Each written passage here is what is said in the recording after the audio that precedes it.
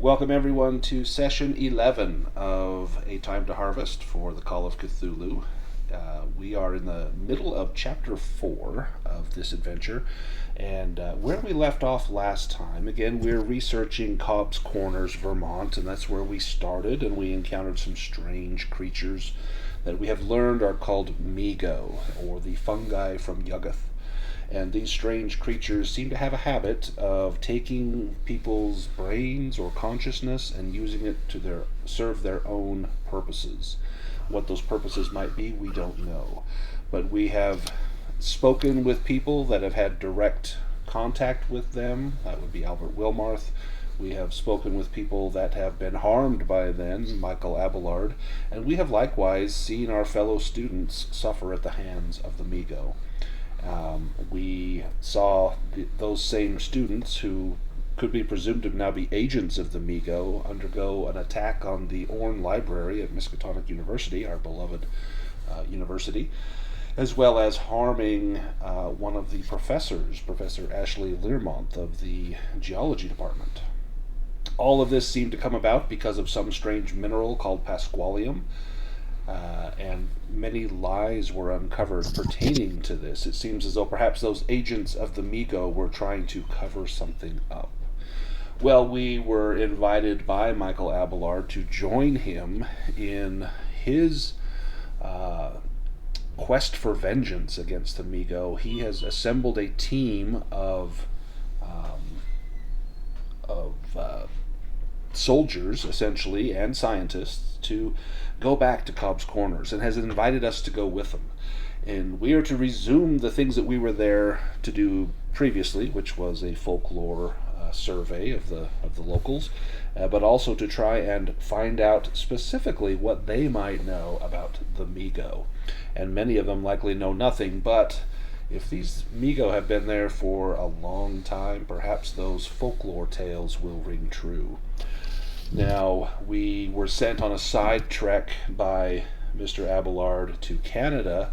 He thought that the Migo had removed the skull caps and brains from a few homeless men, but we found out no, it was just an evil priest who was essentially a serial killer. No Migo there, and so we returned empty-handed.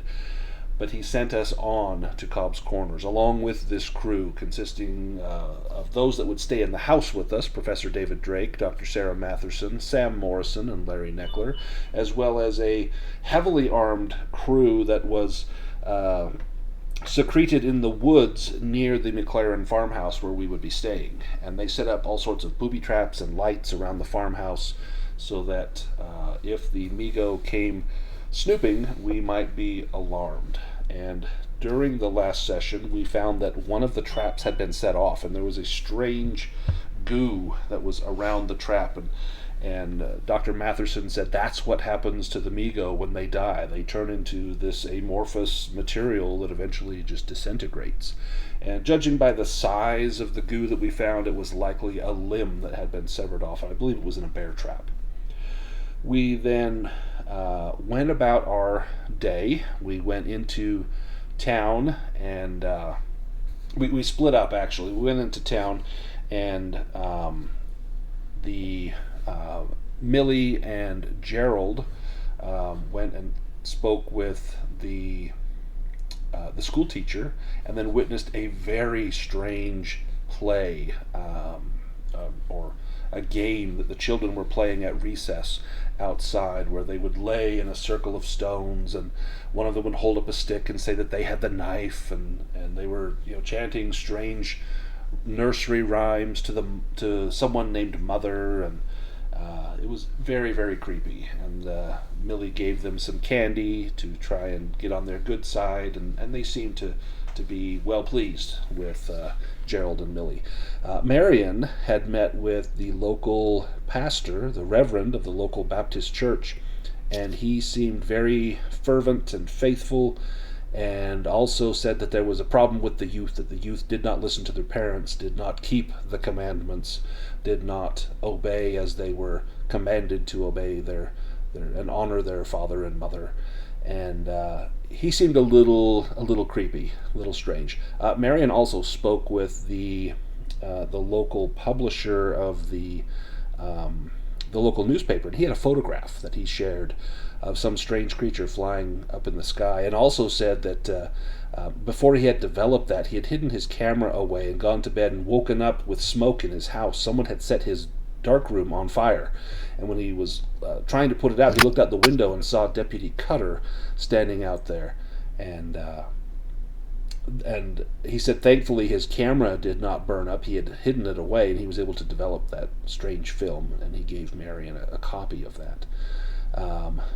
We also saw Jebediah and Arthur do some research with some locals, and poor Arthur got stung by a wasp, and the old lady kindly offered to help to remove that venom from his back, but she did it, the old way with suction and her tongue, and Arthur was fully grossed out by that.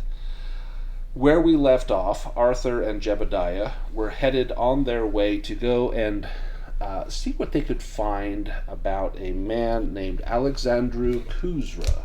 And he was said to be kind of a strange, curious old man. A lot of people said he was, this crazy old farmer that lives out in the middle of nowhere. The old lady that they had just spoken with said, yeah, go talk to him if you want to talk about strange things happening here in Cobb's Corners.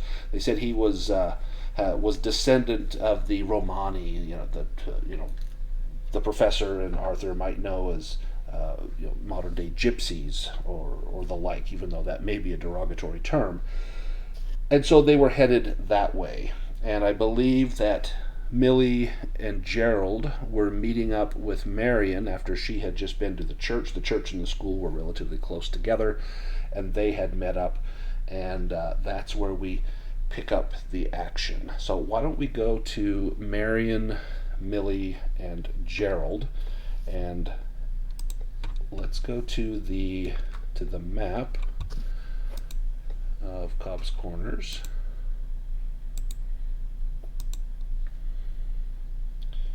There we go. And so number 11 down here is the school, and number 12 is the church, and you probably meet up somewhere around the intersection of I guess that's a north-south road down there at the bottom end of town.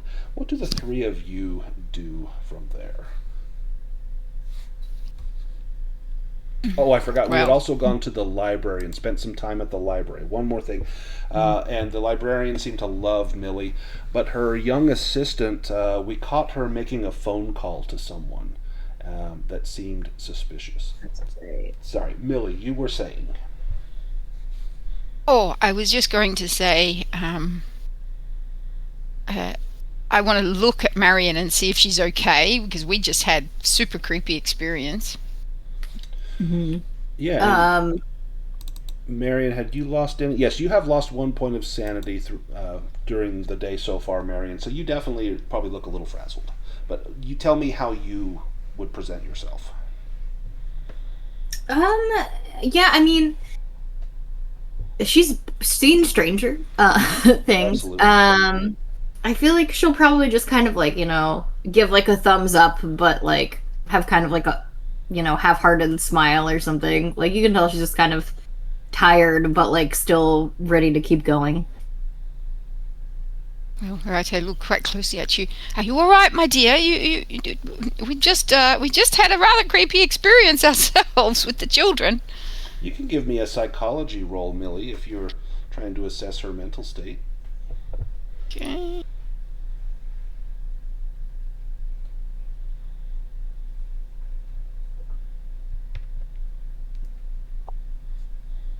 Whoa, nice. Excellent. Really closely looking at her. Yeah, you can tell she has had a bad experience, but hopefully all is well at this point. She's, like she said, she's been through worse. You can tell she's maybe had you just had a rough experience yourself, and you think maybe she's had one as well, but she is definitely still in good spirits. Okay, and I say to her, I really think that having just experienced the school children, that perhaps we shouldn't be on our own doing anything from now on. So perhaps we should stick together a little bit more. Yeah. Did you learn anything? Or perhaps we should talk about it when we get back with the others as well. Should Yeah, look maybe for we them? shouldn't discuss this too close to the school. Yeah. And with that, Gerold, give me a spot hidden roll as you just Oh, no. kind of subconsciously Small turn child towards listening. the school. Small towns. Ooh. Oh, no, not quite. Nice. You kind of glance over your shoulder just at the schoolhouse, and just a shudder runs up and down your spine, thinking of those children and those games they were playing, and the Yes. drawings that they've made, and the things that the teacher has reported them doing, skinning a cat and things like that. Ugh.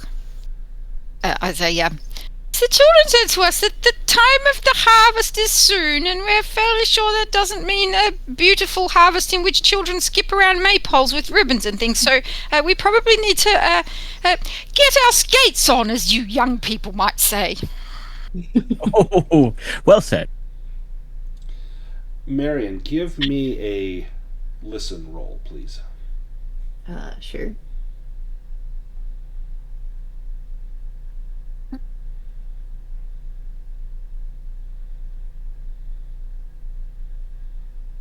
Oh, Do you want to push that? yeah. Why not? I mean, we've already had creepy kids. What can be worse? Nice.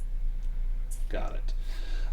You hear a sound coming from your right, kind of up that long north and south road, and it sounds like rapid footsteps. It's not a walk, it's not a run, but maybe a fast walking or a jog coming from that direction.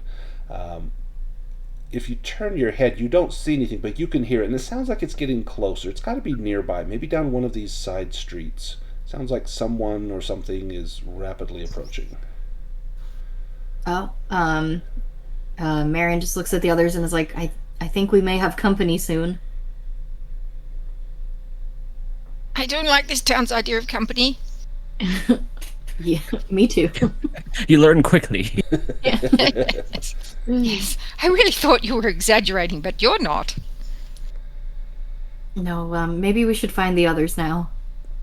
So yes. they are out in the kind of the rural part of town, maybe a few miles that's right. away. Oh, that's right.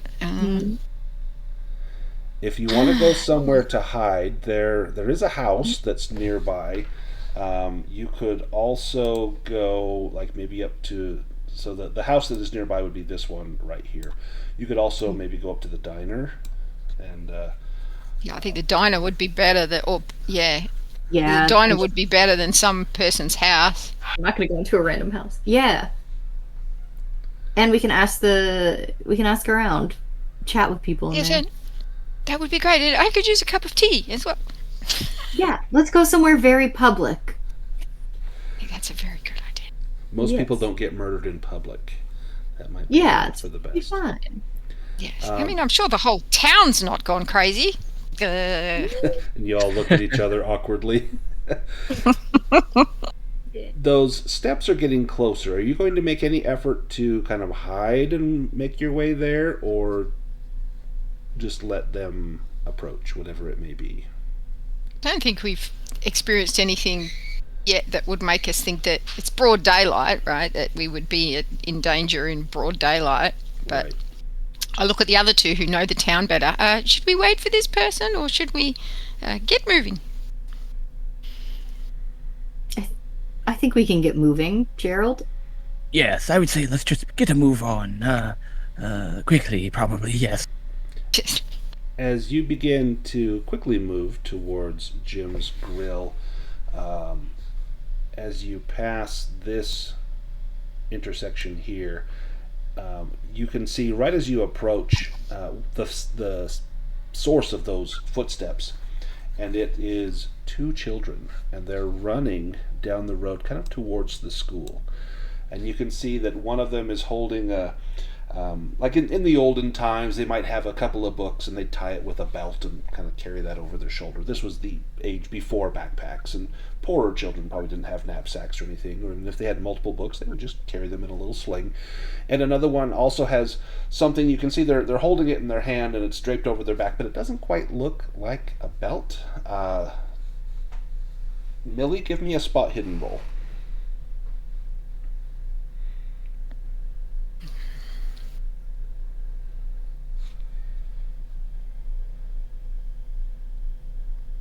Still no good, but I could probably push it. You can push that if you turn and like make eye contact with them and really get a good look at it. Or I could spend 8 luck Or you to can pass. spend 8 luck. Yep. I think I'll spend 8 luck. As you spend the luck, you look over and you see that it is not a belt that they're holding, but it is in fact the tail of a orange cat. And it's slung over their back, and you can see the weight of the deceased animal swinging side to side behind their little shoulder. That's a cat they've got over their shoulder, but I believe it's too late to rescue the cat. I'm sorry to tell you both. So perhaps we just let them run on. This is not apparently the first time they've done something like this. As they come up upon you, Gerold, the one with the cat, steps in front of you and says, "Hello." Well, good day. Yes, it is. We're late for school. Busy ridding the world of a pest, I see. Pest? No. Lunch.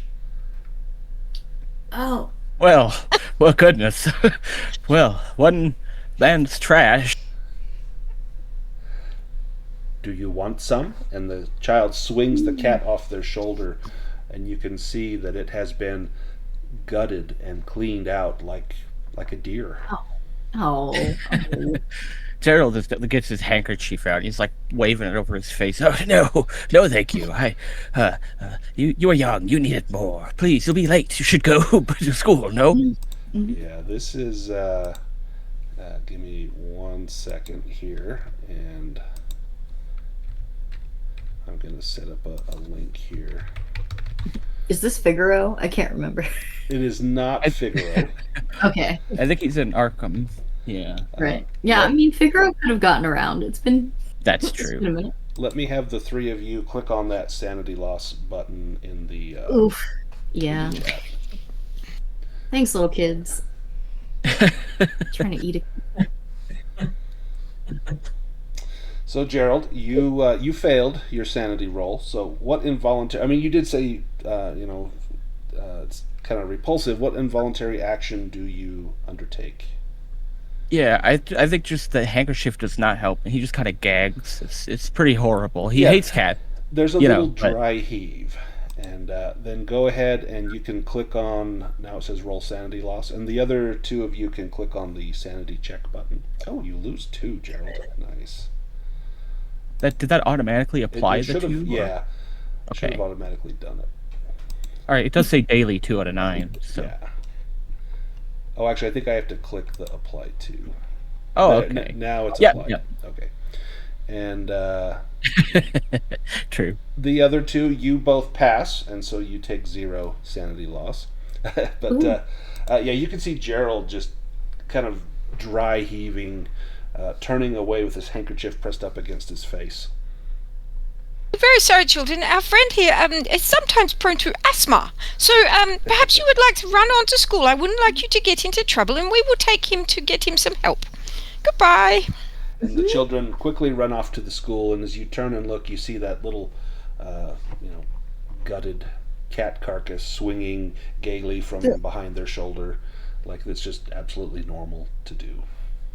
Oh, honestly, that... Oh, my goodness. Come on, let's get you to the cafe. You perhaps, too, could use some tea. And I kind of help Luke along. Not Luke. Sorry, Gerold. Well, you might need to help Luke at this point. Yeah, I think Gerald's probably less hurt than I am. Yeah. And let's jump to the other group as the three of you head towards the cafe. So let's go to Jebediah and Arthur. So you have just left the home of that old woman who gave you some apples. And also, Arthur, you can still feel her sticky saliva on your back. And there were like little bits of maybe pork roast or bacon or something in there. It's little fragments that had been floating around inside of her mouth that she hadn't quite swallowed, stuck between her gums or something. And feeling this, you and the professor walk towards the house of Alexandru Kuzra. Now, when you arrive, you notice a few peculiarities. Foremost, there's a large cross nailed to the house's only door. And next to the door are numerous lengths of rope that have been tied into many knots. And Arthur, please give me an occult roll.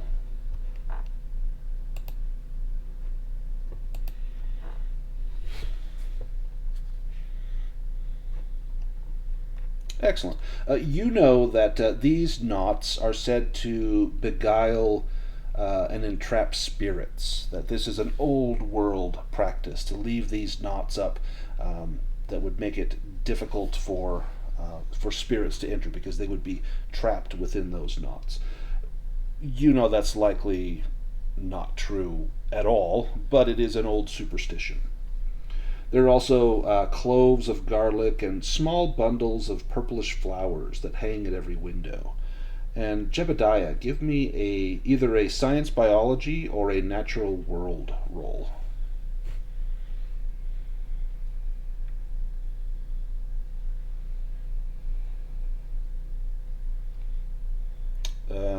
Do you want to push that?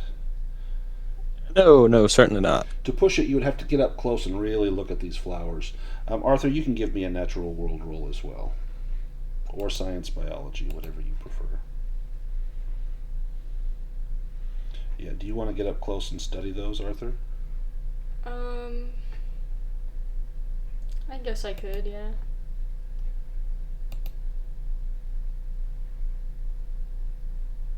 Oh.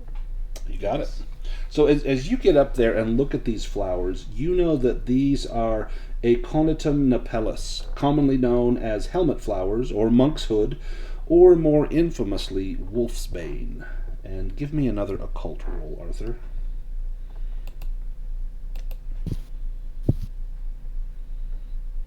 Nice. Excellent.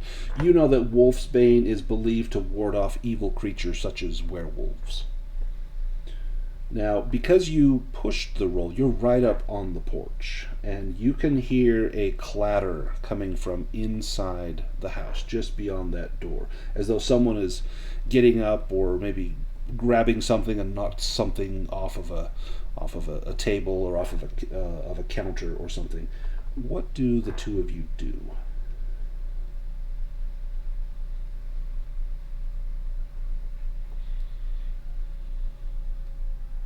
Professor, do you want to knock on the door? There's definitely someone home. Yeah, certainly, Arthur. Just stand behind me. I'll introduce us.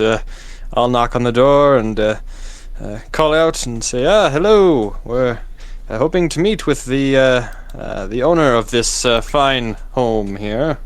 You knock on the door, and a disheveled-looking fellow opens the door. I'll show you a picture. And he says, "Yes, what do you want?" Oh, yes, good day, sir. My Is it a student good and day? I... It is not a good day. You are here I guess, bothering me. Yes, I suppose it depends on your perspective, but regardless, yes, my student and I are here hoping to ask you some questions. Ask me questions. I do not answer questions, especially from people I do not know. Oh, well, the kind old woman down the street said that you would likely be the best person to come to for our particular line of questioning. You can give me a persuade or a fast talk roll. And you can add a bonus die for mentioning the neighbor.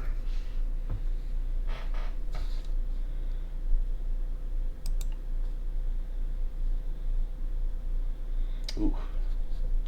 Do you want to push that? Sure.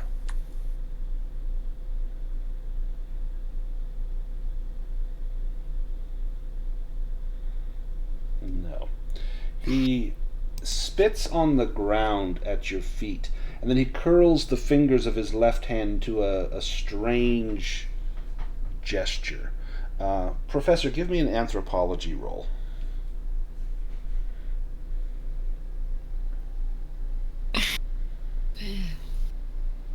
You know this gesture. This is to ward off the evil eye. This is something that's frequently done by people whenever they sense they're in the presence of evil. He tells you in his broken English, "Get off my land or you will be shot." Oh, sir, good sir, I can assure you I am no evil doer, nor do I wish to bring evil to your home. I simply wish to ask you some questions about the town. I will only tell you one more time. Leave now or be in trouble. I can offer you some money, perhaps, for some questions. Some monetary compensation for your time. And he pauses a moment, as though he's considering the offer. Sir, I'm sure living here you've noticed that there have, of course, been strange occurrences, and I can see that you are a very superstitious man, and, well, me and my professor here, we have also noticed these strange happenings, and it seems you're the best person to come to. His eyes quickly dart on you, and he stares at you intently. Strange creatures? What do you mean? Give me a persuade roll.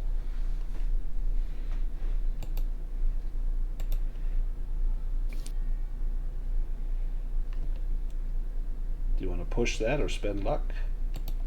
I'll push it. What do you say when he asks you strange creatures? Excellent. Extreme success. Which you actually need an extreme success in order to achieve this, so well that's done. Good.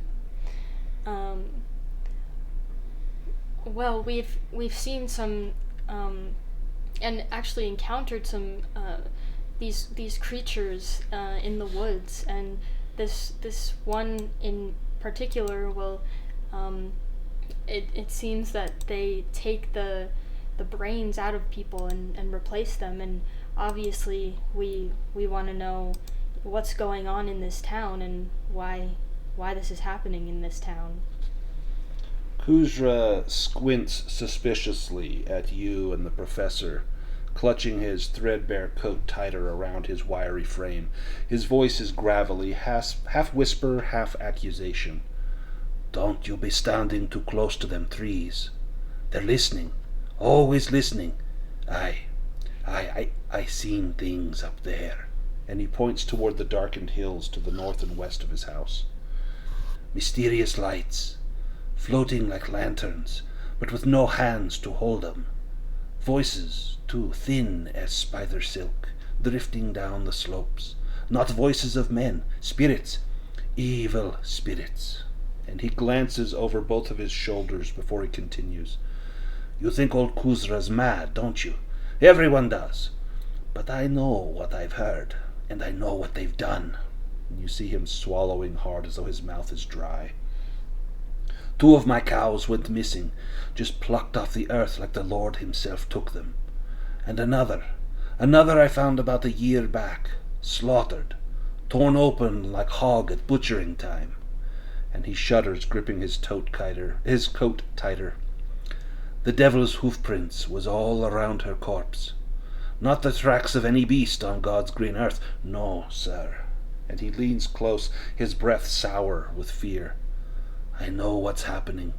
Striga, witches cavorting with the devil, and maybe Moroi too, blood drinkers. He taps his temple with a bony finger. I hear 'em some nights, the bellowing of demons, great roaring things that shake the hills, and voices, the voices of children, crying, begging, then screaming. The Striga use 'em in their sacrifices, you know. Their blood rights, and he nods his head gravely.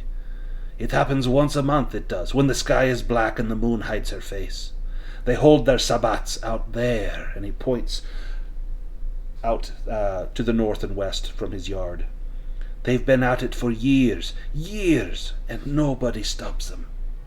His expression curdles into distrust.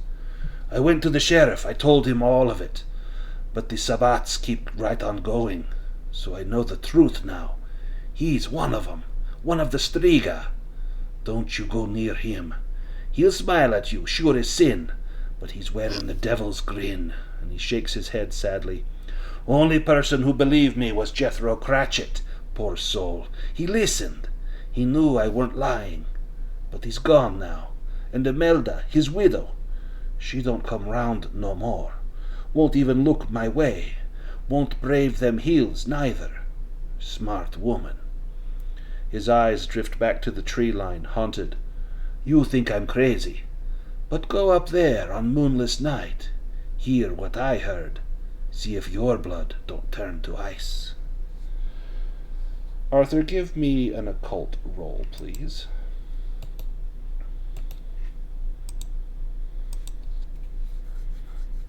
So he mentioned two terms, Striga and Moroi. And Striga refers to witches, or is a reference to witches in the occult, and Moroi would be like vampires. Where he's pointing when he mentioned the Sabbats, the Sabbaths, he's pointing at the northern edge of his farm, and which is about 200 meters from where he stands. There's a clump of trees. Now, I tell you what happened to old Kuzdra. How about that money now? Oh, certainly I will remove my billfold and give him a few bills. He looks at it kind of dejectedly. You tell me you have money. What is this? This is not money. Oh, I'll assure you, good sir, that is good money and quite a fair amount, I'd say. Fair. There is no fairness in this world. You cheat old Kuzdra. Old Kuzdra will get what is right one way or another. And he makes another gesture towards you. And Arthur, you don't even need to make a roll to know that this is a basically a cursing gesture, as though he's putting a curse on you for your thrift. Do I know any? I'm assuming Jebediah would know perhaps some Egyptian curses. Could he likewise put one right back on him? Yeah, give me. You can either do archaeology or history.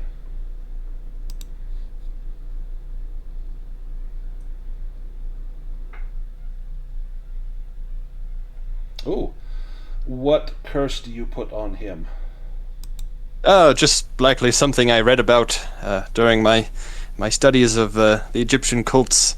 I'll say, there, now you see, I know some of that occult things too, you see, yes. Let me make a roll here. Ooh. His eyes go wide, and he says, devils! Devils! You speak the language of the devils! And he spits on the ground and slams his door. Yeah, well, Arthur, crazy if you ask me. I know, there was no need to be that hurtful. I agree, Arthur, but perhaps what he told us will prove valuable, though it does seem to be just repeated information, if you ask me. Well, I guess now we know that if there is a cult here in town that they practice over there, and I'll point to the part of the field he was talking about. Do you want to go over there? Should we check it out, Professor? Certainly. You sure you feel up to it, Arthur? I know you're not a fan of the woods. In fact, can I make a psychology roll to see how Arthur looks? Yep.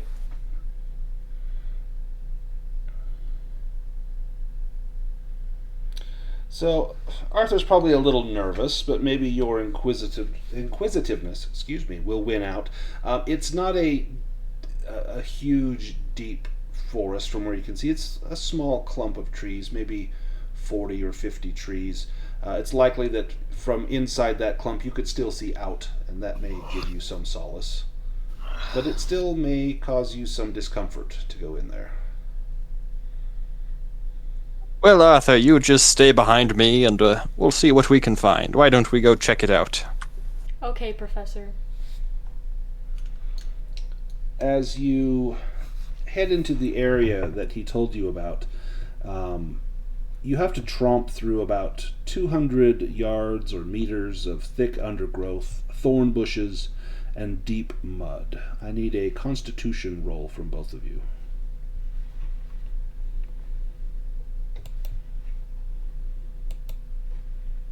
Oof. Well, Arthur, you're up to the task. Jebediah, it's the going is a little bit tough for you, but you've been through worse. You've slogged through trenches filled with mud and bodies.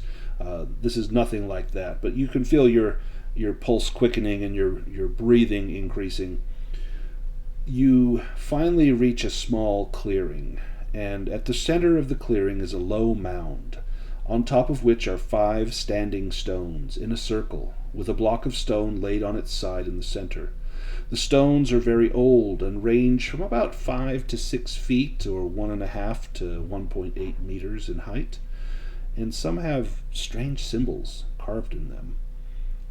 And let me have both Arthur and Jebediah make a Cthulhu Mythos roll.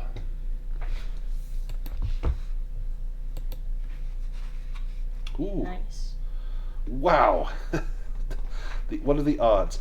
Jebediah, you've seen these runes before in some of the books that you saw back in the restricted section of the library. There are symbols here that pertain to Shub-Niggurath, the mother with 1,000 young. And this stone, in the center, is darkly stained. What that could be is anyone's guess, but it looks like blood. Could I make a hieroglyphs roll to try and get more information from these symbols? Yes. I need a hard success.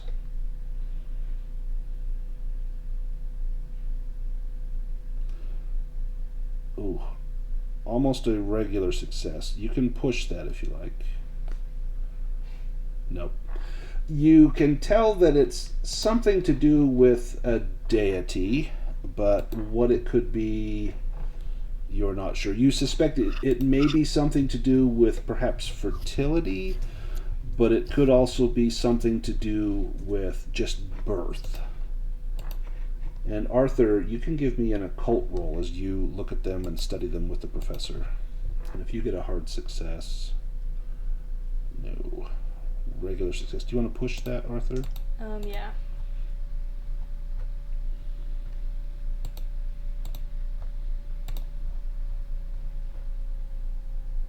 I'll just re-roll it. It's not coming up with a push option.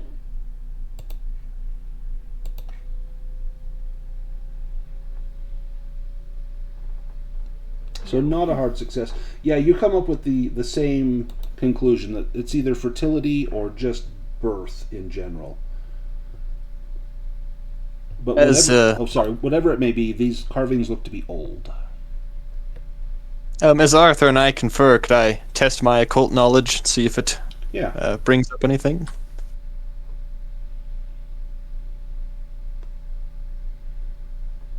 No, but you can push that as well. You've got plenty of time to spend out here as you start to compare ideas and notions of what it could be. No, that's as far as you can get. However, let me have both of you give me a spot hidden roll.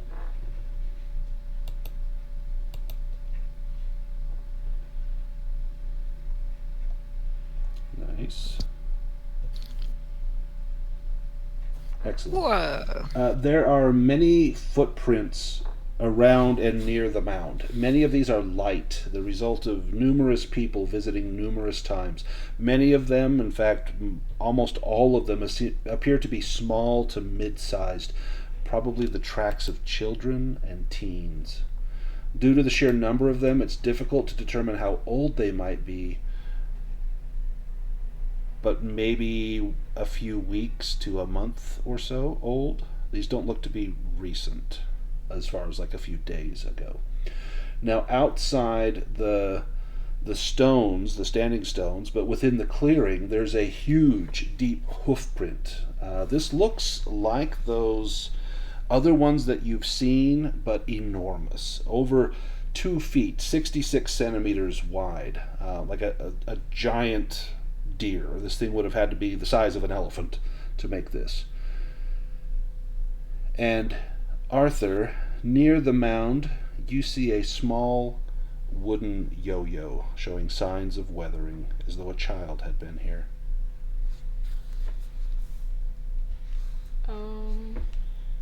Okay. Arthur, give me a listen roll, Arthur.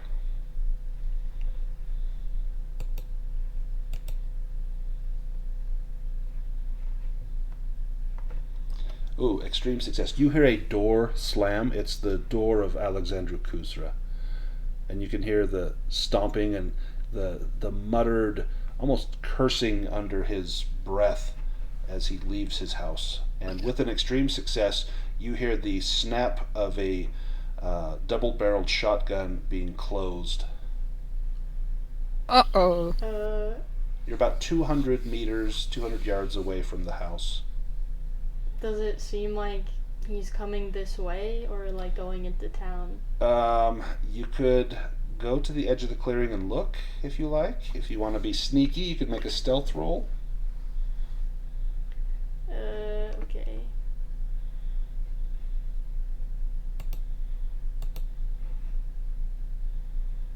Oh, jeez. No. Do you push that? Yeah. Oh, there you go. You walk towards the trees, and you're kind of looking, and then all of a sudden you see him, and you duck down. He's headed your way. Great.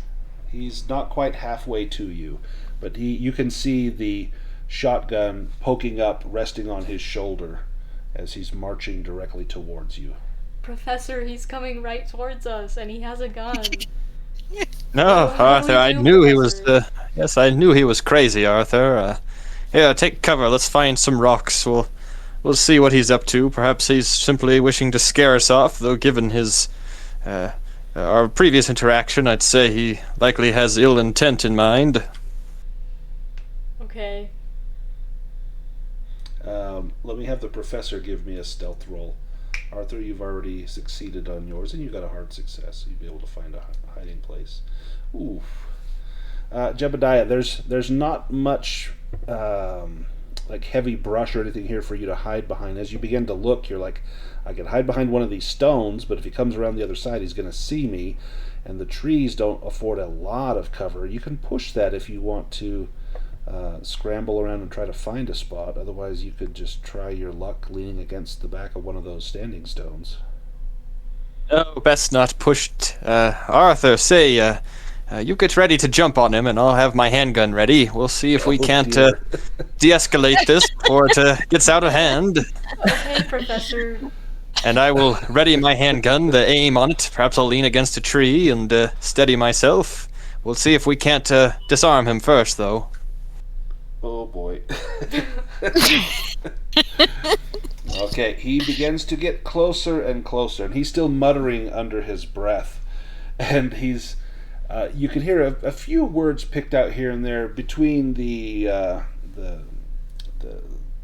his native tongue and broken English, and you hear something about curse, break the curse, lift the curse. No, he cannot curse me.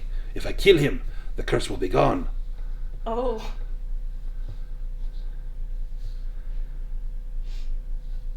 And he's getting closer and closer, and he slows as he draws near the clearing, and you see him lower the gun in front of himself, and he's pointing it just generally towards the two of you, but he's scanning the trees side to side. I don't think he's seen you yet.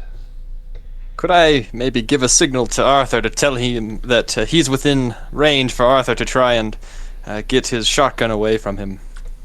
Oh, jeez. Now, is this what Arthur wants to do? Or does Arthur have another way? I could use a spell, I guess. I have a feeling if Arthur tries to take him down, he's gonna like slip or something and get shot, so. So what spells do you have?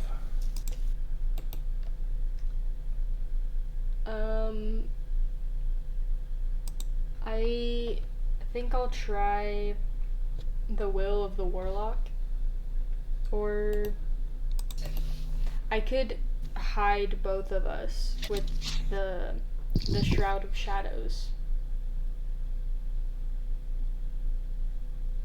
Well, the Will of the Warlock would cost you 1 sanity point and 1 magic point. As he gets up to within 10 yards, 10 meters is when you'd be able to do it. And then you have to make an opposed power roll against him.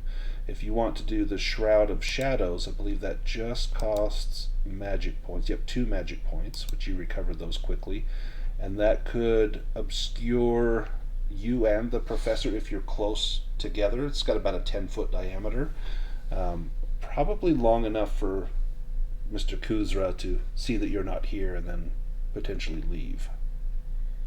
Okay, I'll do that then. The Shroud of Shadows? Mm-hmm. Okay, so you, if you open up the spell, you should be able to click the cast button. There we go. And describe for me what happens when you cast this. Well, Arthur will say, "Don't worry, Professor, I've got this," and then he'll, say the words of the spell, and all the mist from the forest will gather around them and obscure them from sight. And you see Mr. Kuzra step into the clearing, and he makes another gesture, that same one to ward off evil spirits, as he sees the stones, and he's shaking his head and muttering something in his native tongue. And as he skulks around, he's looking at footprints, but there's a lot of prints around. Let me give him a roll.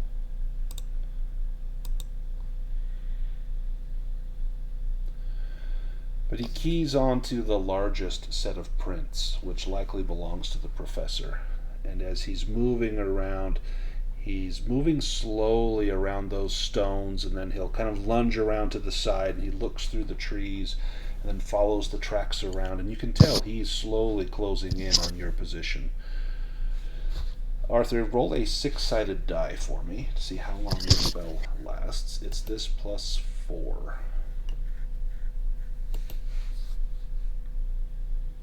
Oh, nice. 9 rounds. So he comes around, he's checked all 5 of those, or 4 of the 5 stones. As he comes around to the last one, where the nearest one to you, he looks over and he looks directly at you, Arthur. And you can see that crazed look in his eye, and he's flustered. He can't see you, but then he starts to sniff. And he's moving his head like maybe he can smell you, and maybe he's smelling your fear, or maybe it's your soiled underpants from when you wet yourself. Is that still in your backpack? I guess so. He begins to sniff, and he takes a few tentative steps towards you. He's about 4 feet away from you, just over a meter. Do you guys do anything? Or do you trust in your spell, Arthur? I feel like Arthur would trust his spell. What about Jebediah? Oh, I trust you, Arthur. Thanks, Professor. He gets close, and he's sniffing the air, and he's coming up near Arthur, and then he turns his head and looks at the tracks, and heads off into the trees, kind of continuing on the way he came, away from his house. As he turns, if he's that close to us, can I reach out and like maybe get him in a chokehold and try and get the gun away from him? Yes. So you can. So that's two things. You can either try to get him in a chokehold, or you can try to pull the gun away. Well, I Which one think do you want to do? I think I'll try and subdue him first. So get him in a chokehold.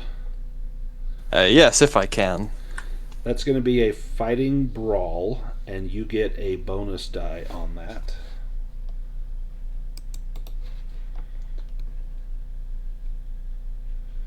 Nice. Yeah, you get him in a chokehold, and you can hear him gasping, "Ah, who has done this to me? Ah!" And he's thrashing, and he's swinging his elbows, trying to catch you in the ribs. Give me a dodge roll, Professor. Yes, and as I'm doing this, Arthur, take his gun. Get it away from him. And let me drop a token here for Kuzra. Let me make a roll for Kuzra's brawl to see. You got a fail on your dodge. I'll give him a penalty die.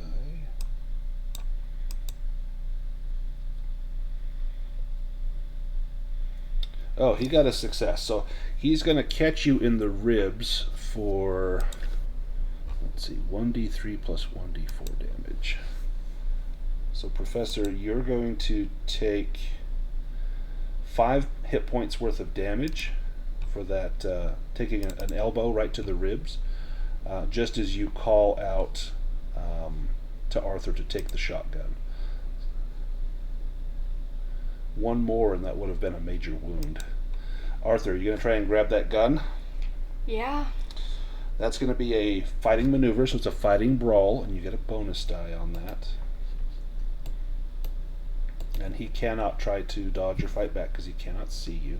Oh. Oh. Okay. Okay, you get the gun out of his hands.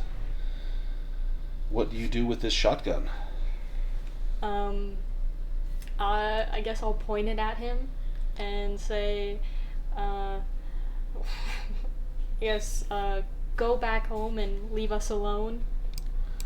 Give me an intimidation roll with a bonus die.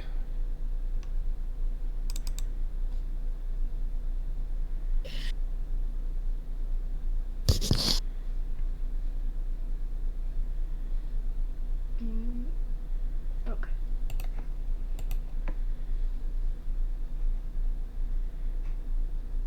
I don't think that was with a bonus die. That only rolled one. Roll a d10 for me. Or you can spend 5 luck to make that a success. But do you want to spend 5 luck or push that roll?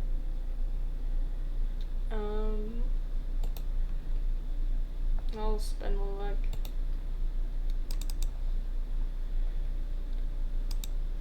Do you stay invisible, or do you become visible?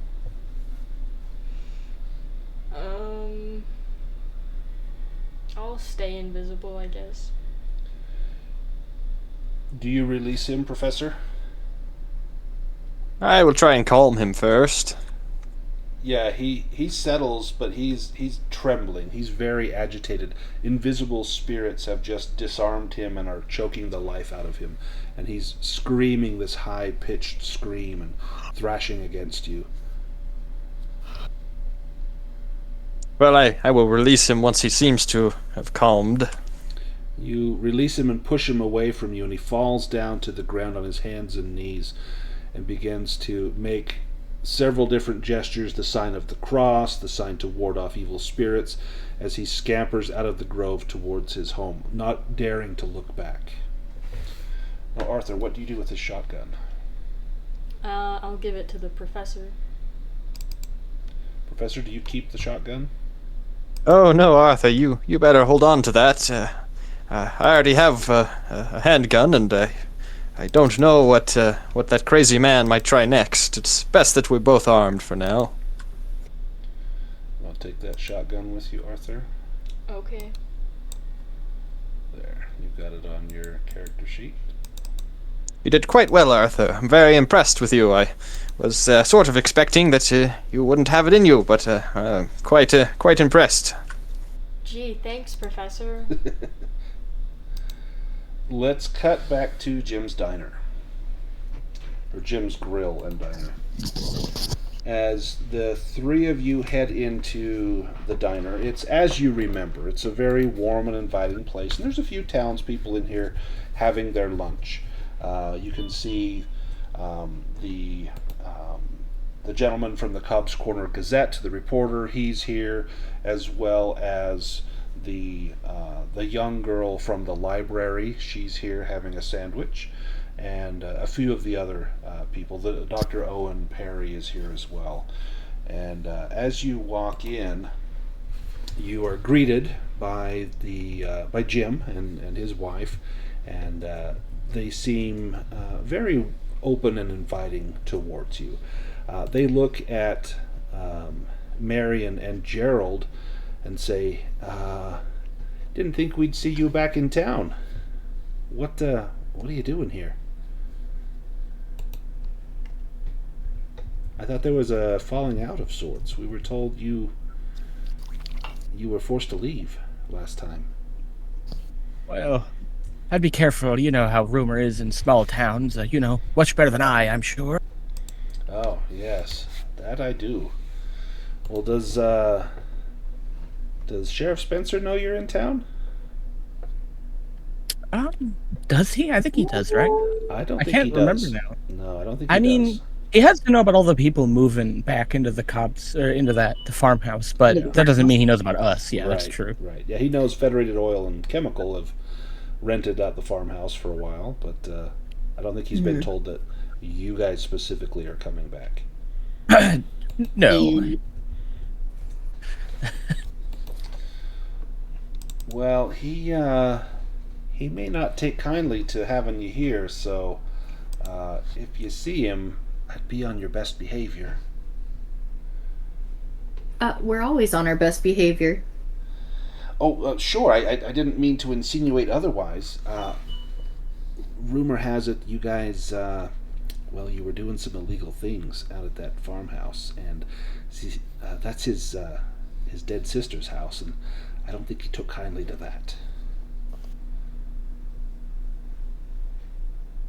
What illegal things were we doing?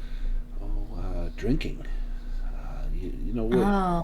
That's not allowed. Ever since the Volstead Act passed, that's not allowed. Yeah. Yeah. Well, we are so sober. We're sober as a priest in church.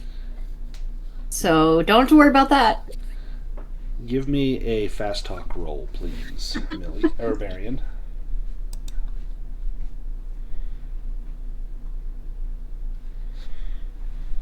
I feel like, Gerold, aren't you the better fast talker? Why is Marian doing this? Yeah, he's only got a 61. Oh, that's well. You can see Marian is struggling to, say, "Oh, we promised not to drink," but you can see that Jim is not. He's looking dubiously at you. Marian, you can push that, or if Gerold wants to step in and try to diffuse that situation, he can with a fast talk roll.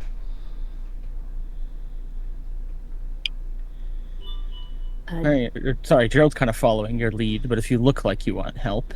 I think I'm gonna kind of do a eyebrow waggle or something to be like, "Oh." Kind of gesture with your hand behind your back, like, come on, step up. Yeah. Jump in. Gerald just kind of shrugs. "Oh, what's his name? Jim? Jim, you know us. We've been here before. We've enjoyed your diner multiple times. I mean, look at me. Do I look like somebody who'd be off in the woods drinking? No, I'm of good stock. And I keep good company too, sir. I understand rumors. Well, the rumor mill, it's never ending, but you can trust us." Right, give me a roll. In fact, take a bonus die on that. That's excellent.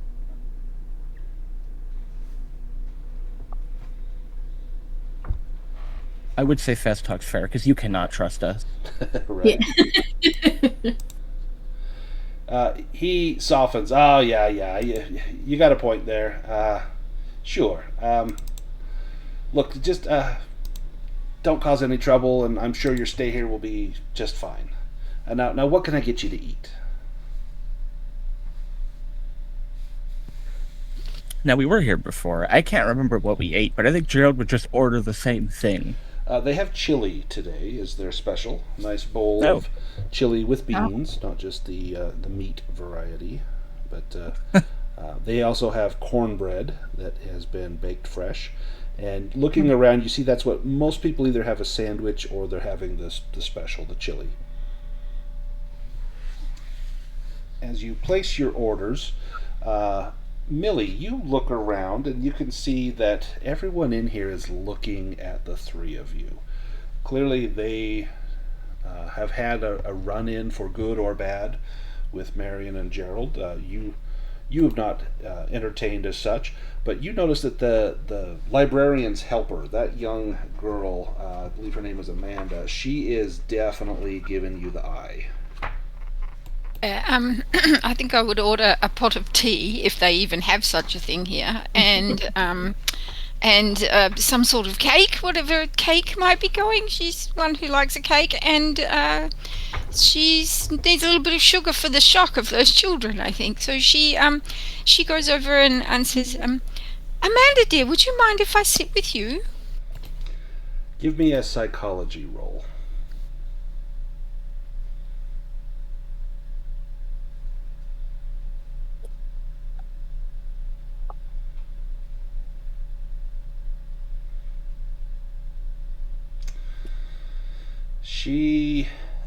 That's not a fumble, because you have a score above 80. There we go. Not a fumble there. At first, she looks a little bit uneasy, and then she gives you a very cheesy smile, very fake and saccharine. Of course, please. Come and sit down with me, won't you? Yes, now I know, don't I, that she, because we were all in the library, so I know that she made a phone call to somebody about the plans continuing. So, I say to her, well, my dear, do you like working in this small town library? Do you have ambitions? You know, I once had ambitions, and I ended up working in the Orne Library. Do you feel that this is your future, to carry on as a librarian? Oh no, my future is here in town. My future is already decided. Such is the lot of most folk in small towns, don't you think? Well, you know, you can get out. It just requires determination. But do you perhaps have a young man in the town or something that would make it hard for you to move away? Well, it's not just a young man, it's my mother. Oh. And she gives you a Cheshire cat smile when she says that. I see. Oh, you have a very determined mother. And of course in my mind I'm going, the mother of a thousand. Okay, but I'm not going to let on that I know that. You've got a very protective mother, have you, dear? Oh, more so than you know. She watches over all of her young. Oh, you have a big family then? You could say that. Quite large. Oh. Do you come from one of the houses in the town then, or do you come from a farm? From a farm. And which direction from the town? She takes a deep breath in through her nose, holds it for a moment, and lets it out. You would never have heard of it. It's that way. And she just kind of blindly gestures with her hand. It could be east, it could be south. Just kind of throws her hand out. It's over there. Well, you know, we've been hearing about some of the children are very unusual. Have you had any problems with the children coming into the library? No, not at all. The children are always welcome in the library. And what do you know about this harvest festival that's coming soon? Ooh, and she gives a little giggle, and you see her rubbing her hands with delight. Well, let's just say it's going to be a wonderful time. A big surprise is in store. It's always such a grand time when the festival arrives. Do you have a parade? Of sorts, we do. Nothing like the Independence Day or Founders Day parades that they put in town, but there will be marching down the street. Wow. And how many days until this happens? You know, it would be nice to be here. We love to study the different things that towns do compared to each other, you know. Well, when are you leaving town? How long will you be here? I'm not quite sure. I think we're staying as long as we need to keep working on our research, you know. Oh, you'll be here then when it happens. I'll be sure to invite you. Yes. You're staying at the sheriff's sister's house, right? Well, I'm sorry. I'm new to the town. I'm not exactly sure where we're staying, but we are staying in a farmhouse. But, you know, there's quite a lot going on out there. We have guards and things like that. It's all been very interesting for a little librarian, you know. Guards? How many? Oh, I couldn't tell you. So many. Well, why do you need guards out there? Well, I don't really know. I believe it's something to do with the company that we are researching for, you know. Oh, well, do you stay there? Does someone stay there around the clock? Or I've not seen these guards in town. Don't they need to come in for food and supplies? Well, I don't know. I'm not really part of the management system, you know. I just look at books. Well, is everyone there at night? Do you all spend the evenings there together? Well, I've only been there for one night so far. I couldn't really tell you anything about the routine. Oh, well, it's okay. I suppose it doesn't really matter. Not to me, anyway. No. Well, I mean, I asked you lots of questions, so it's only fair if you ask me some questions. Would you like to know anything about how I came from Australia to become a librarian in the Orne Library? Not really, no. Well, But what I do want to know is why you? Why would they send you? You're not one of the ones that was here before. Well, I must say I don't really know, but you know, I do like to look after the young ones. Perhaps they thought that I could, you know, if there was drinking, which I believe there was some complaint about them drinking, you know, well, perhaps that was why I was sent, so that I could keep my my librarian's eye on them. Well, you sound like you're very smart. Would you say you're very smart? Well, that would be rather non-humble of me, wouldn't it, to say something like that? But I do think my brains have been my the main quality that I have. With your hard success on your psychology roll, when you say the word brains, you see her eyebrows raise slightly. Interesting. Tell me, in the farmhouse, which room is yours? I don't have a map. You know, really, I asked you quite ordinary questions, but yours seem to be rather strange to me. Oh, well, I'm sorry. I'm just trying to get to know you a little better. Ah, yes. I'll be sure to tell John all about you. Who's John? Oh, just one of the folks in town. John.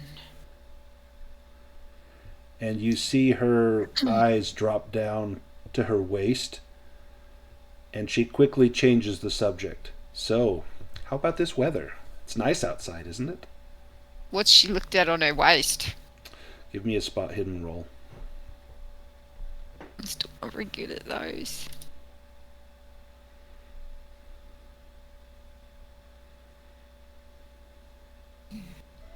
Oh, I will push it. I feel like it's important.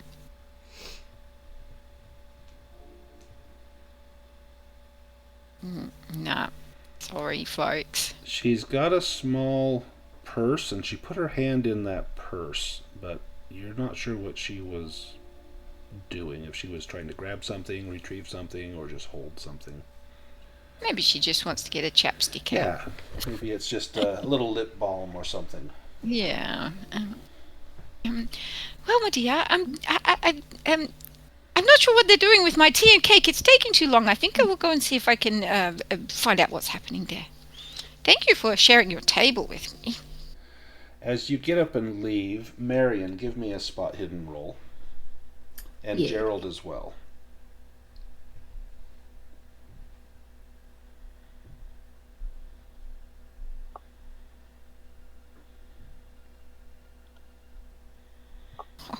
Damn, can we push this? Yes, you can push these. Oh my god, 95. The smell of the chili is distracting you from... Yeah. Oh wow, yeah, I'd say. She ate so much food. Whoa, Oh, there you we go. There we go. Marian, with an extreme success, you see two things. One, you see that Amanda, from her purse, she removes a small notepad and a small stub of a pencil, and she's quickly writing things down in her notepad. And the second thing you see is a dark shape looming before the entrance of the diner. And just as you turn, you hear the bell as the door is opened, and there you see Sheriff Spencer. Oh no. And he walks in along with his deputy, with Deputy Cutter. And they walk in to have their lunch. And the first thing they do is they see you and they make eye contact, and you see his face grow very stern. I heard you were back in town. I thought I made it clear that you were not welcome here. Howdy, Sheriff. We yes, you did make it clear, but we are employed folks now, and we are here at the behest of what is it? Federated Oil? Is that what it's called? Yep, Federated Oil Yeah. and Chemical. Federated Oil and Chemicals. So you're not here from the university? No. Oh. So, what sort of oversight do you have? If there's a problem, who do I go to talk to? Gerold, who does he go to talk to?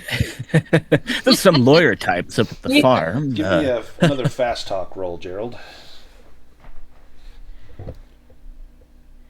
We have a great team. Immense oversight. There we go. Yes. Go, Gerold. Yeah, top men. You go see top men. He says, I knew that that company had rented my sister's house. I didn't know you were all going to be part of it. I can't say that I am pleased with this. Can Millie come forward and hold a hand out and say, well, this time they do have extra supervision, and I'm sure that everything will go very well indeed. My name is Millie Pilton, and I am a librarian. You're the I also am chaperone. employed. Yes, I'm rather a chaperone, I do take my work very seriously as well. These young people are very bright, but, I know they can sometimes get themselves in a little trouble, but this time we're making sure that won't happen. Gerold, give me a psychology roll.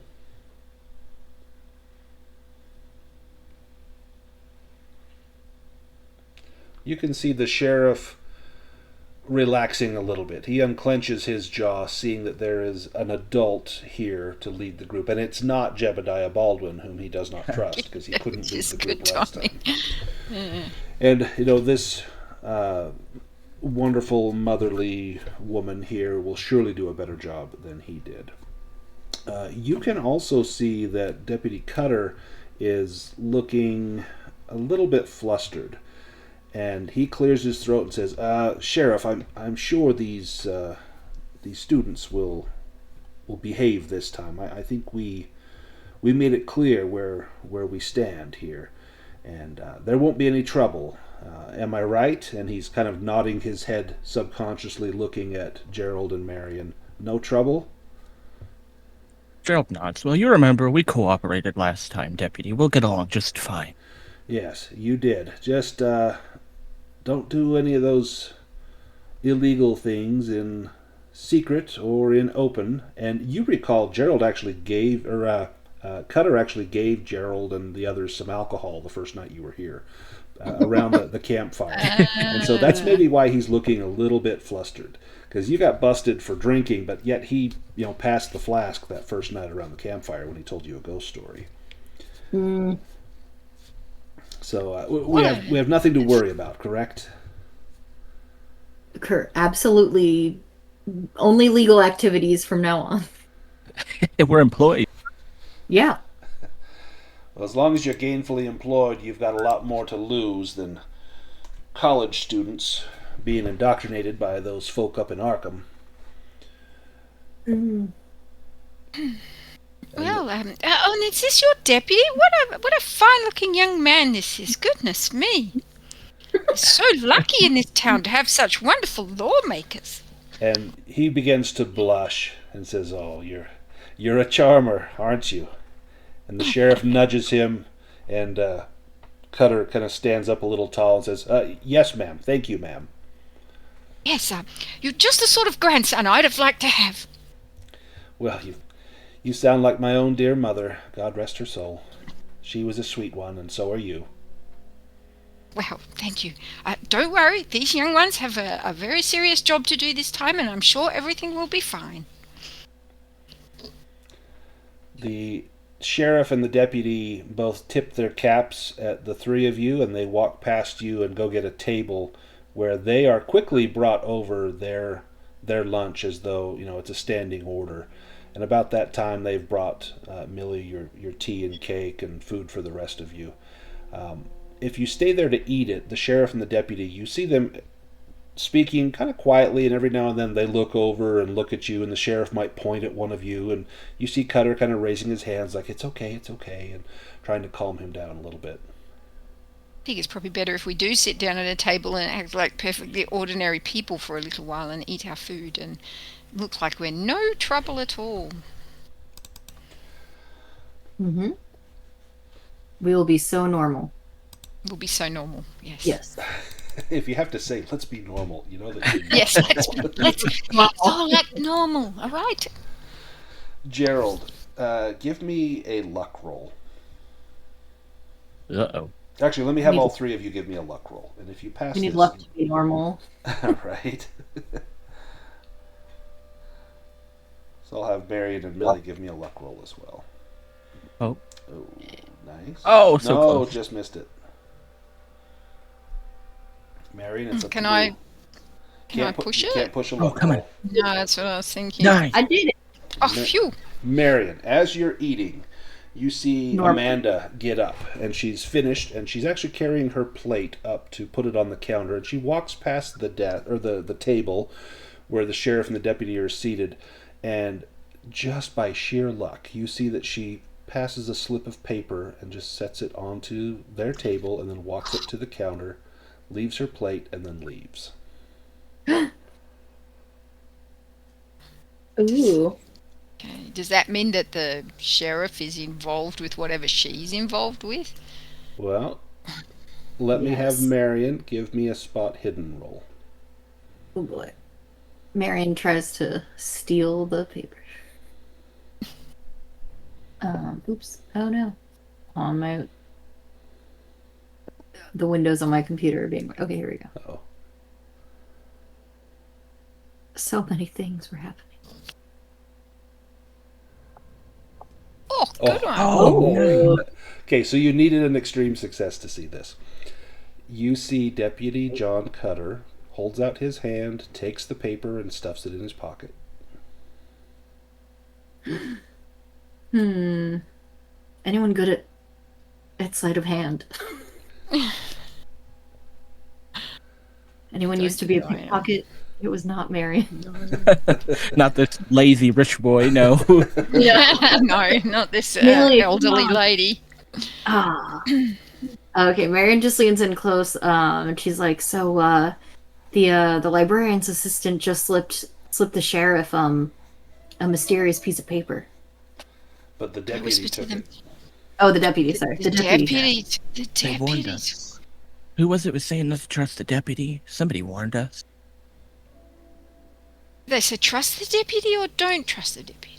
I heard that somebody didn't trust it. Or was that the other group? I can't remember now. I'm so sorry. It was last week. I forget who. I think it might have been the Reverend. Might have told Marian not to trust the deputy. That sounds right. Oh no! Okay, It was the No. guy at the Gazette. The newspaper Remember? guy? Yeah. The newspaper. Yeah, he Yeah, saw yeah, yeah. Cutter's like standing outside his burning dark room, looking at him through the window glass. That's who it was. Yes. It was a newspaper. Okay, so having had our heads together conspiratorially for a little while, I will say to them, right, we must, okay, so we know that just happened, but let's just act normal again, and we will just finish our meal, and then we will head back towards the house, perhaps, and see if we can meet up with the others. This cake is delicious. Oh, my goodness, and what a wonderful pot of tea. And as you have that awkward lunch where you're sitting at your table and just a few tables away, the sheriff and the deputy are sitting at theirs, as all these wild thoughts begin to go through your head. Let's cut back to Jebediah and Arthur quickly, and then we will take our break in just a few minutes. So Jebediah and Arthur, you have left Alexander Kuzra's house. Now, he had mentioned someone. He said that his friend Jethro Cratchit is gone now, and that his widow doesn't come around anymore. Her home is not far away. Her home is probably the next home over. Do you go visit the widow Cratchit?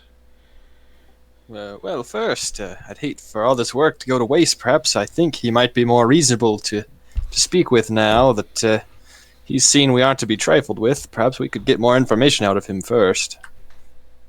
Just hope he doesn't have another shotgun. Oh, no. It's at least worth a try. What do you say, Arthur? Well, since we're already here, I guess so, Professor. You go back to his house? Yes, I will knock on the door. Mr. Kuzro, was it? Yes, perhaps you'd like to speak now and be a little more reasonable? You pound on the door and you hear more clattering from inside and a shout. Go away, devils, demons! Remove the curse from me! I'll tell you what, sir. I will remove the curse from you. In turn, you remove the curse from us and answer some questions, yes? Give me a roll for that. I'll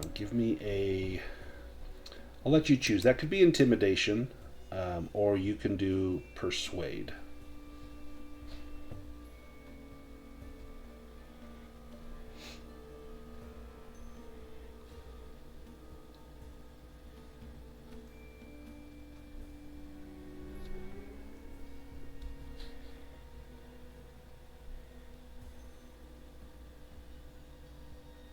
Oh, you missed it by 5. Do you want to spend 5 luck? Perfect. He said, okay, one moment. And the door opens, and or actually no, you hear the door unlock. He says, "Don't come in." And you hear the door unlock, and you hear a few paces. Okay, come in. Well, Arthur, after you, dear boy. Oh. Can we see him? No. You can try peering through the peek hole, or the keyhole, excuse me. Okay. That would be a spot hidden. You would need a hard success to see if you could see anything.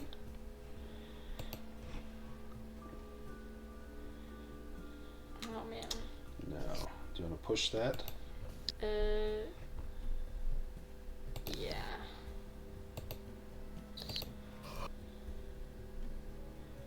Oh, good okay. one. Yeah, Nice. extreme success.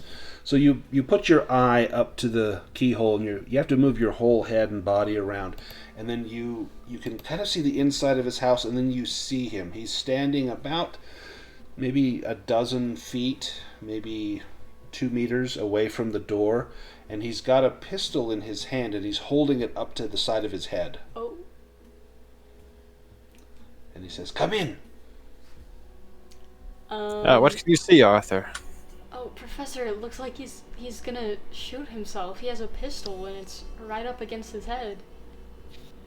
Oh, well, perhaps we should hurry ourselves. Perhaps we can prevent this. Okay. I will enter first. You open the door, and as you do, you hear the cock of the hammer. He still has the pistol up to his head. That is far enough. Remove the curse from me, Do it now, quickly. You first, sir, and then I shall remove your curse. You remove ours first, and answer some questions, and I will remove yours. With his left hand trembling, he spits into his hand, and he holds it up in front of you like he's almost like he's waving at you, but he holds his hand very still, and he begins to mutter and whisper in his language. Agora eu vou te praticar, agora fecha com isso, agora. And he holds up his hand, and then he pulls his hand away. Okay. Now, remove the curse from me. Quickly. It hurts, it burns. Very well, it was a deal, but you should put your gun down. There's no need for that. No, because if you do not remove the curse, I will remove it from myself. Very well, I will quickly recite some sort of Egyptian incantation that would have been associated with that curse. Give me another Egyptian hieroglyphs roll.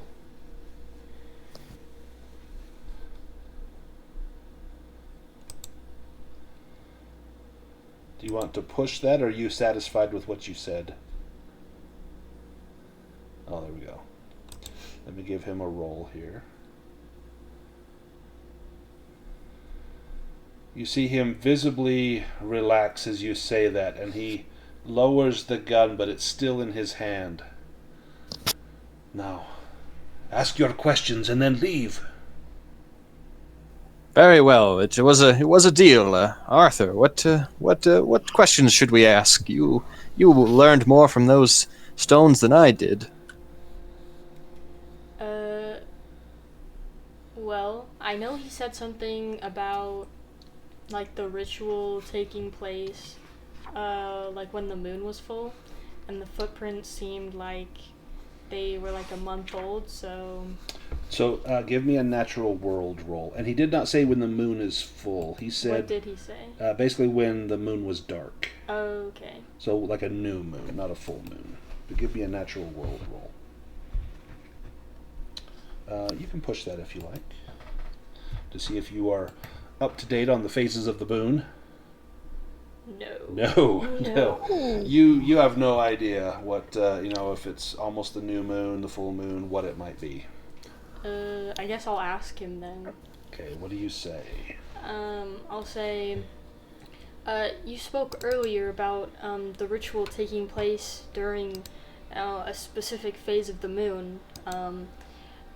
What phase was that, and what phase is it now? How close is it to being the time of the ritual? Gorgo, Mormo, black-faced moon. When the moon is gone from the sky, that is when it will happen. It will be tonight or tomorrow. It is coming. The children will cavort like devils here, near my property, in that ring of stones. A sacrifice will be made.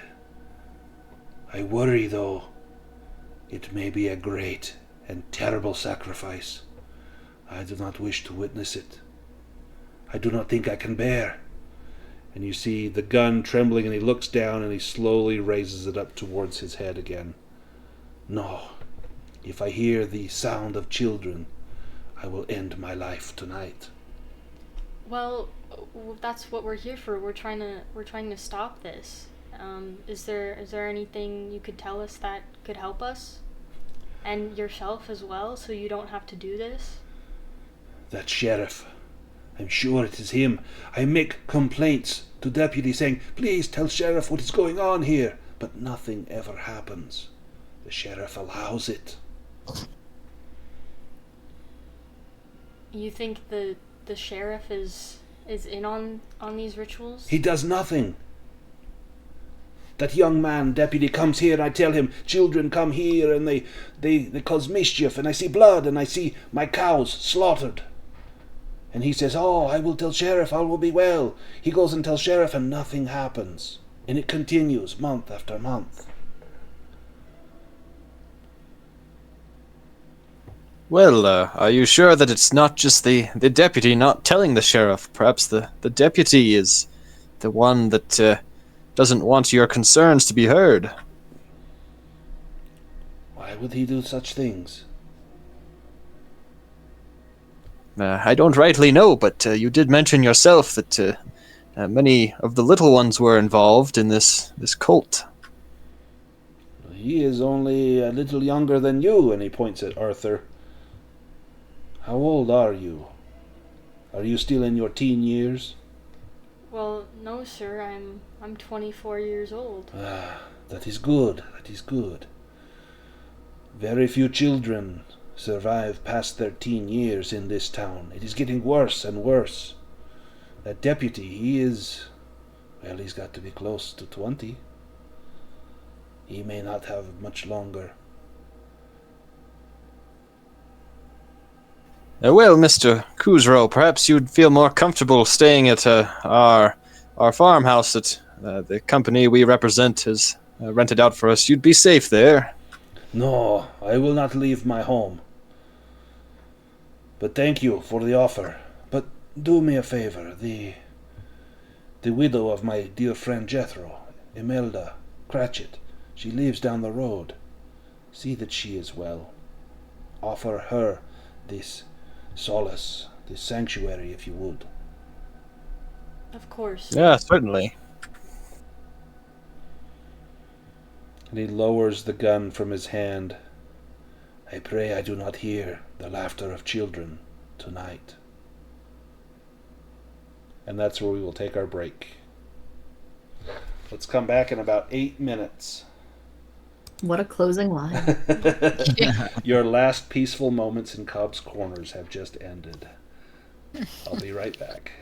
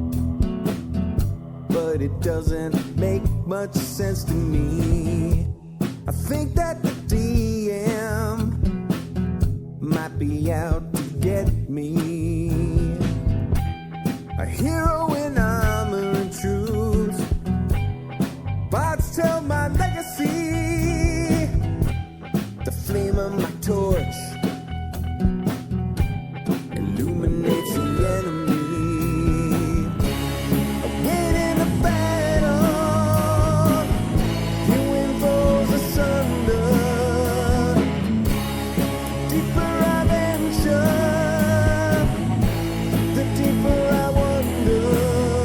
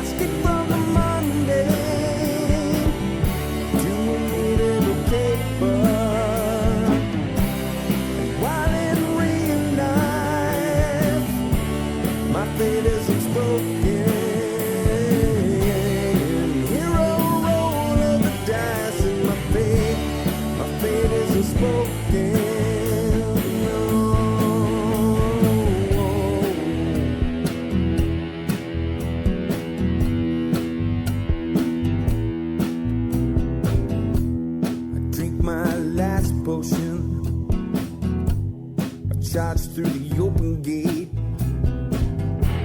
The flame of the dragon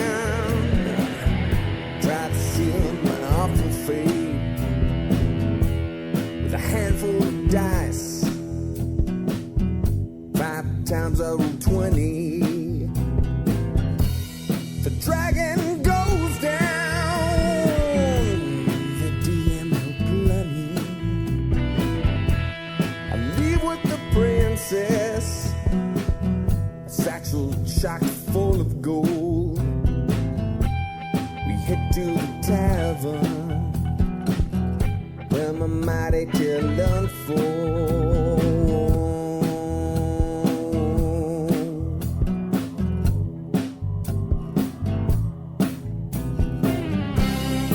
Crafted from numbers on living paper.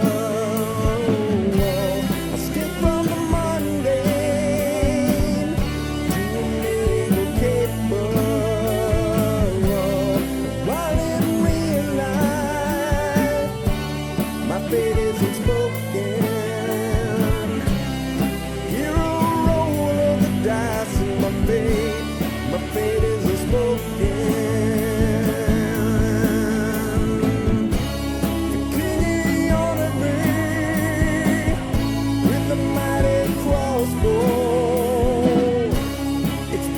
By the elves, he said.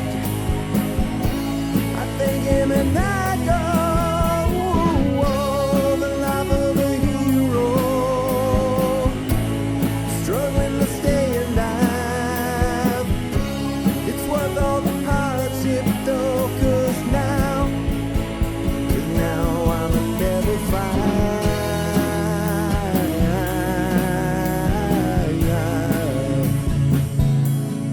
Level 5.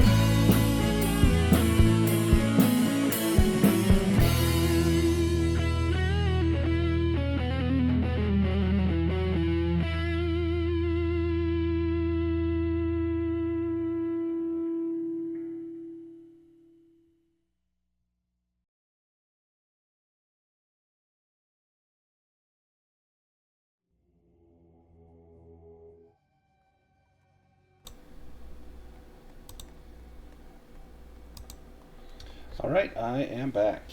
Luke, are you here? Yep. Look. Excellent. And Henrik, are you here?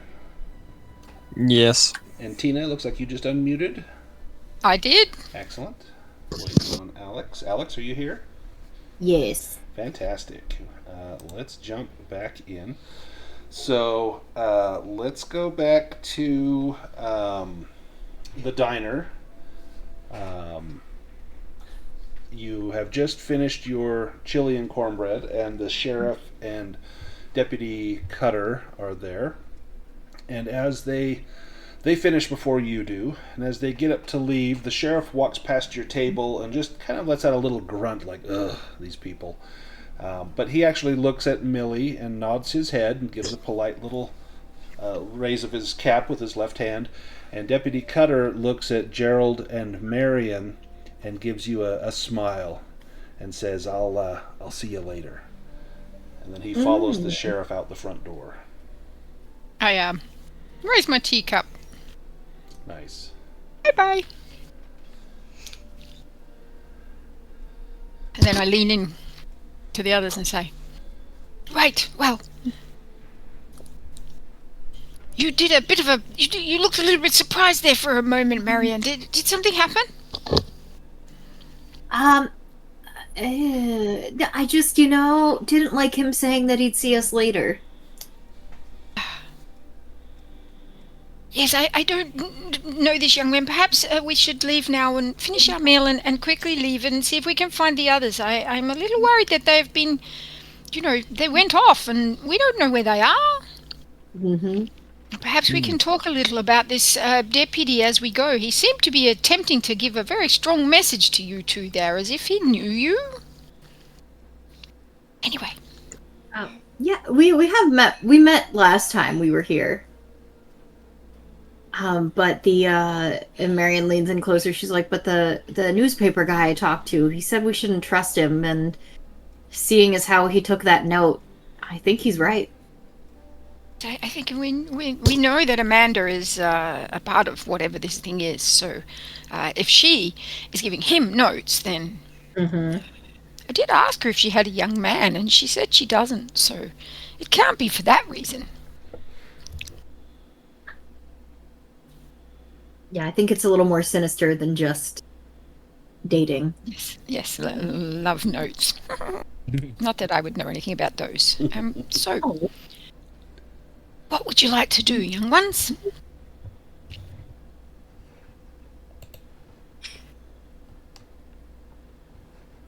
It's a good suggestion to meet up with the others. I think this town feels quite dangerous now, even more so than before. Can't help thinking about that cat. Well, I don't want to think about that cat.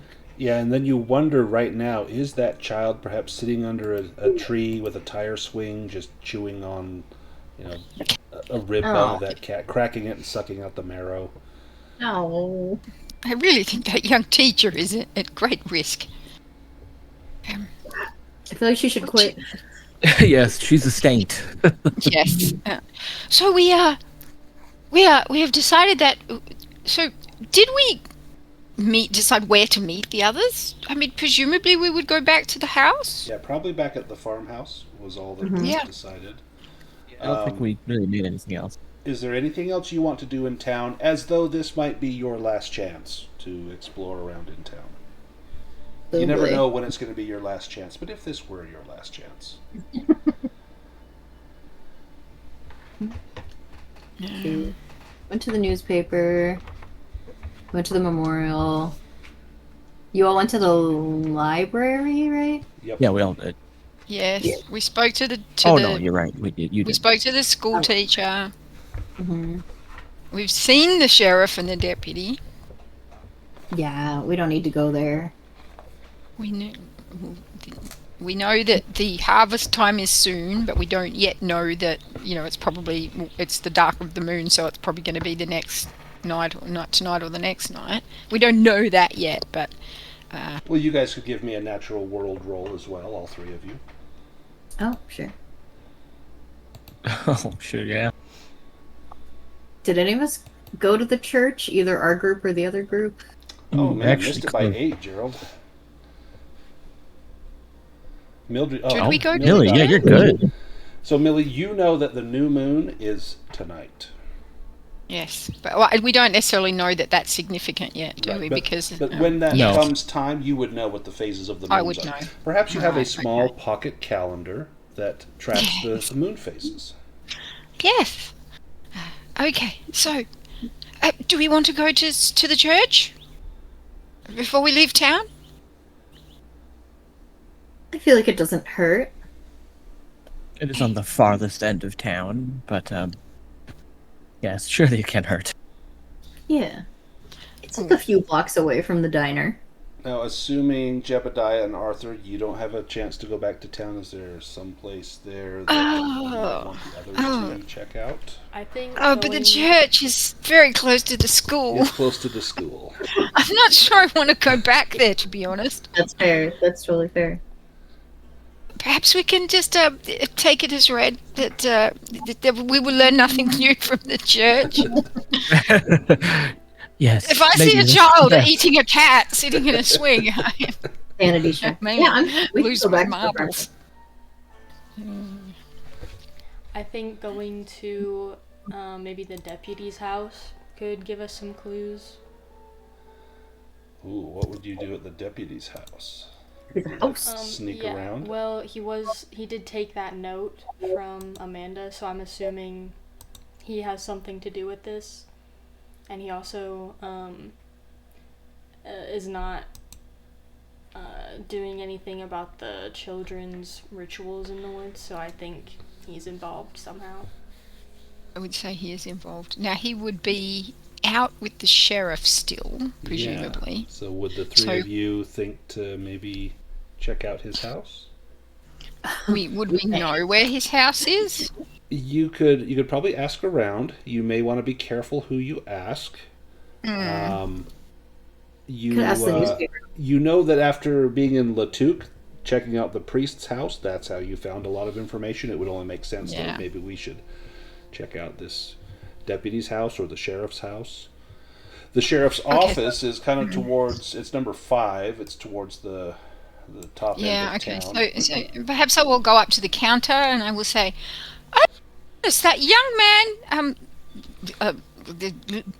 he asked me a question and I said I would research it and let him know, and I completely forgot to tell him. Could you perhaps let me know where he lives?" Give me a persuade roll, please, Millie.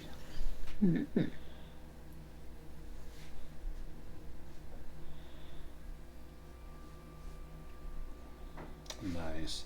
Oh yeah, he lives out in a little house out by the main bridge, and it's this house right here, kind of just before the bridge. Good. It's a long way from the school. From the school.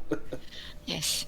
Oh, well, perhaps we'll just go and I can leave him a little note on the door. I don't need to wait for him to come home. I know he must be so busy keeping this beautiful town safe. And the three of you head that way? Let's go. Yeah. Sounds wise, yes. Okay. When you get close, let's find. The home is relatively unremarkable. It's a white painted house, very small. It likely just has a living area and kitchen, maybe a bathroom, a bedroom, maybe even a guest bedroom, but it would be small, and a small attic. He doesn't have a lot of money. This isn't a wealthy house. You would expect everything inside to be probably very, very plain, but it looks as though all of it's daytime, but the lights are off. There's no lights on inside the house. There is a window that you can peer in. It's just to the left-hand side of the front door. Are either of my young students here very stealthy, or because I think Millie would actually kind of, if she would attempt to draw attention by being at the front door, like, oh dear, he doesn't seem to be home, and hoping that one or both of you will be able to, in the meantime, get round the back or something. Well, you guys could give me a stealth roll, and then see if you can get around, if you can find an alternate entrance in. Sure, we can attempt. Yes, I'm not really one for skullduggery, but... Let's see how this goes. Oh. Nope. You think you're being very quiet and very sneaky. You can both push that if you like, or you can be content with the fact that you think you're being sneaky. But if you push it and fail, there may be a negative consequence. I judge me very half-hearted. He's really not a sneaky guy. Right, I'm knocking at the door. Can I just try the doorknob? See if the door's locked. Give me a luck roll. I do have 41 in locksmith, so if we need... Ooh, good one. Ooh. Yeah, we front don't. door is not locked. This is the sheriff's deputy who's going to go rob his house. Everyone in town knows each other. Front door is not locked.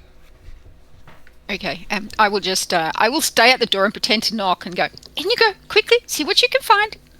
And just hope that they will and quickly shut the door again, so with any luck, anyone who's looking will not see the moment where they go in. And you're staying outside, Millie? I'm staying outside. Okay.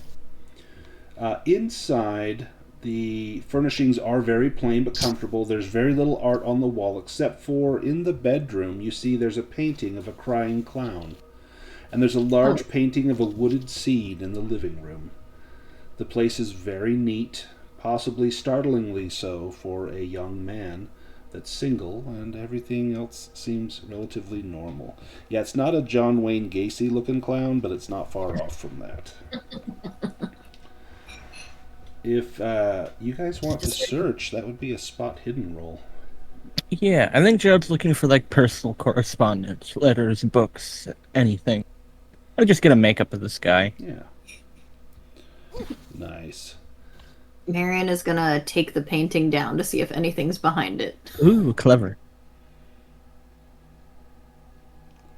As you turn the painting, or as you lift it up off the wall and remove it, there is a discolored square of paint behind it, like this has been hanging for quite some time. And the rest of the paint in the house is fading, but that's been protected, most likely by the painting, but there's no notes or anything on there. Gerold, looking for correspondence and whatnot, you don't see anything in the bedroom, but there is a small trapdoor in the ceiling that would lead up into the attic. Do you go up in there? Well, yes, we're here. I think at this point he might actually get his gun out, though. Good idea. Yeah. There's a small latch that you can pull. There's a pull with a hook, and you pull it down, and the trapdoor opens up, and a small ladder slides down. As you climb up the ladder, it's very dark and very dusty. It's filled with knickknacks. This presumably was the home of perhaps his grandmother. There's a lot of kind of like old lady stuff in here, lace doilies and things like that, some porcelain dolls and a set of china.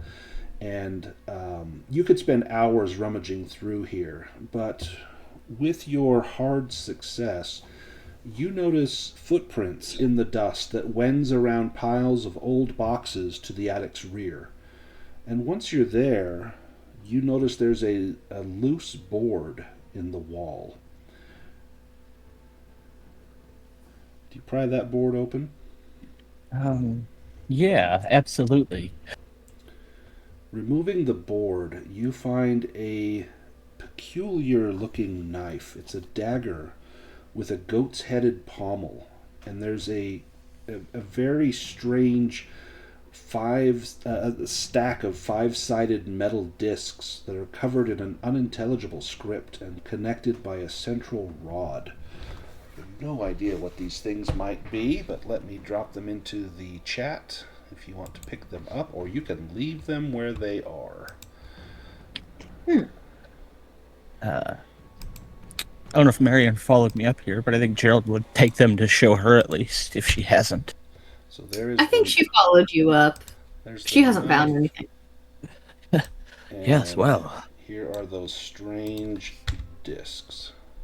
Quite something here. Should we take it? He will know, but then I think at this point he may know we were here anyhow. The dust on the floor, well, if he's any detective, he will.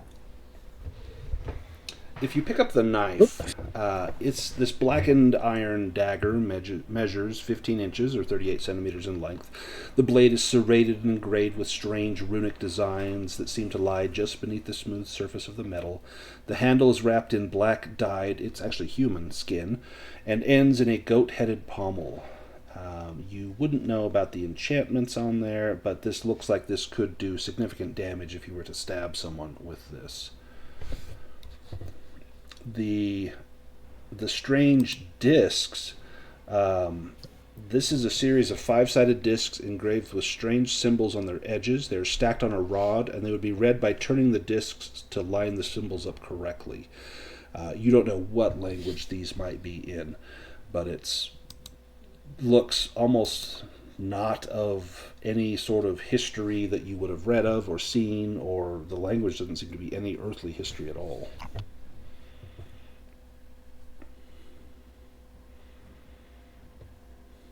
Do you take any of these things?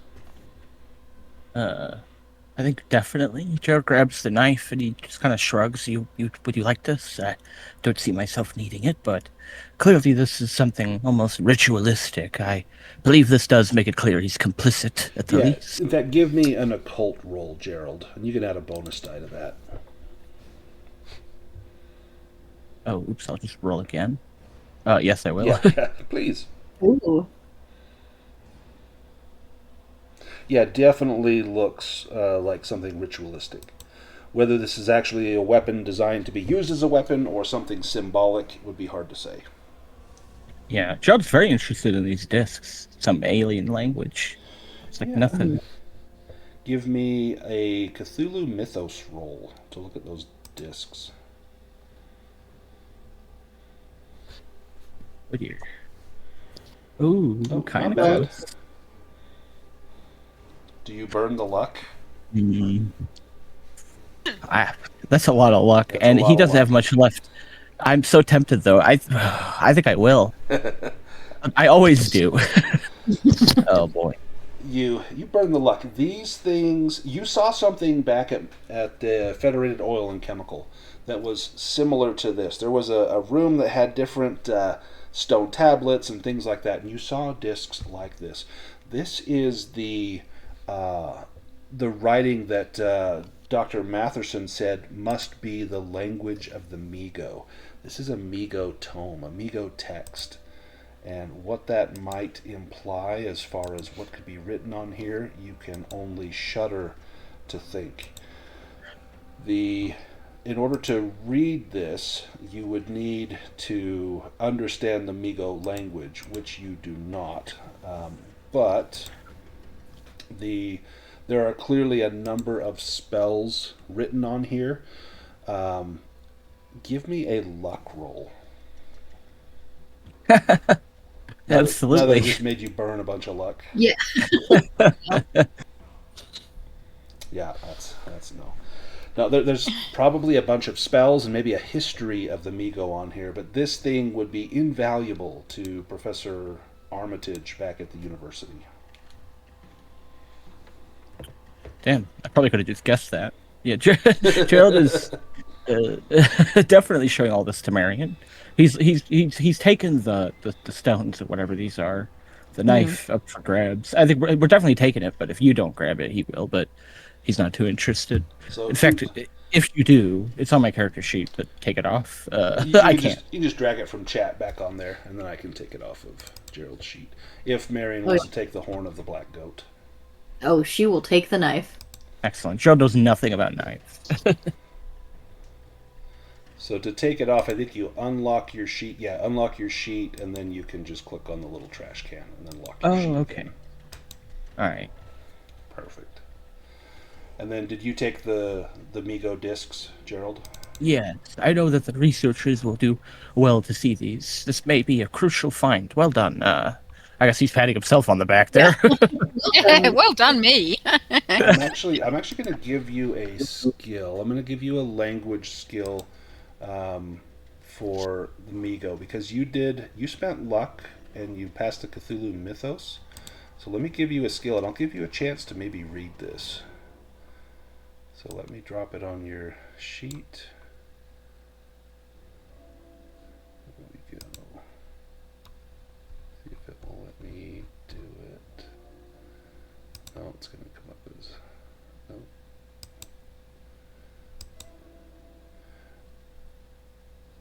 Oh, let me unlock your sheet and do it.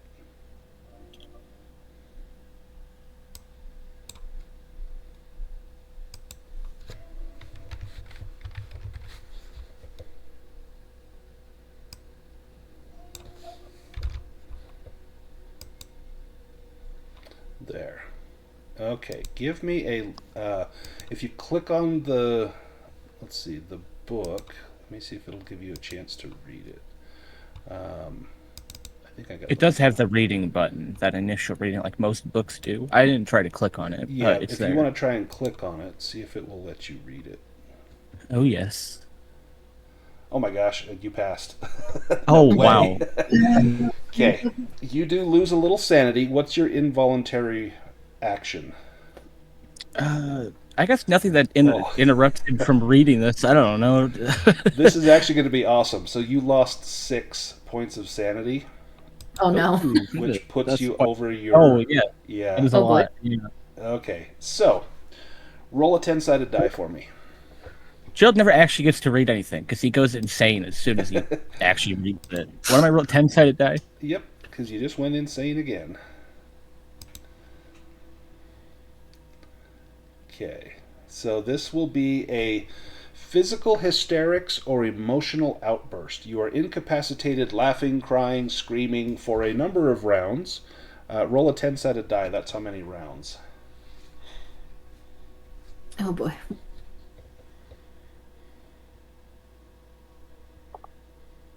Oh no. Oh no. 8 rounds. Nah.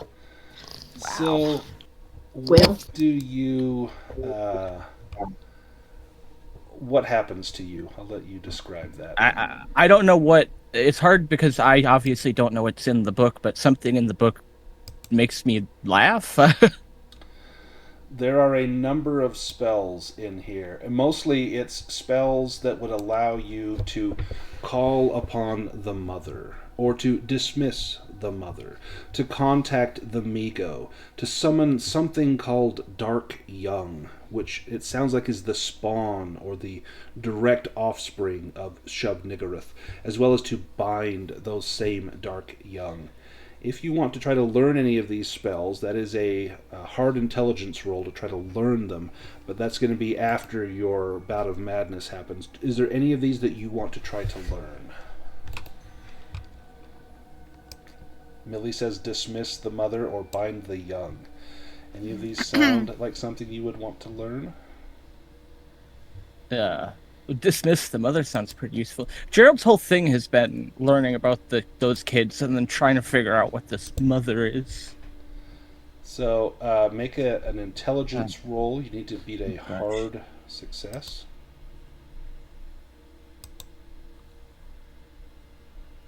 Oh, wow. No, Not quite. You can push it though. Might as well. We've come this far. No. Not quite. That spell is there. You can try again within a day to try to learn it, but it probably with your bout of madness it eludes you. But you know that spell is on there. Now, tell me again about how do you spend the next 8 rounds? Yeah, I guess he just, actually understands a bit more about this mother or this culture and kind of realizes how small we all are, and he's just kind of giggling to himself and muttering about how meaningless it is. Yeah, maybe you thought this was all just made up, but now this looks to be very real, and if this is real, all those other things that people have said might be real, and this just causes your mind to crack. And you are now indefinitely insane. That means you will have underlying insanity until you have a long period of rest. That could be a month, that could be psychological counseling. Basically you're screwed. any single loss of sanity from here until you get that recovery will cause you to have another bout of madness. So right now you're on the edge of the cliff, kind of on the precipice. You've seen more than your mind can handle. Now, Marian, you're there. You see this happening. You can attempt a psychoanalysis roll to get him to crack out of this bout of madness that he's currently having, but he will still have that underlying insanity. If you want to try that. Yeah, well, I have a 1, but we will attempt. You might roll a 1. You never know. Nope. And come on. You're like, are you okay there, buddy? And he is clearly not okay. In fact, he's got like a snot bubble just slowly building out of his nose, ready to burst onto his face. And you see his eyes are somewhat crossed, and he's staring off into space. Okay. Let's get you out of here, bud. She's just gonna try to not carry him, but put his arm around her shoulder and sort of just help him out. As you're coming down the ladder, Millie, give me a listen roll. Oh no. Well, hopefully I'm just listening to hear if I can hear the insane giggling coming from inside.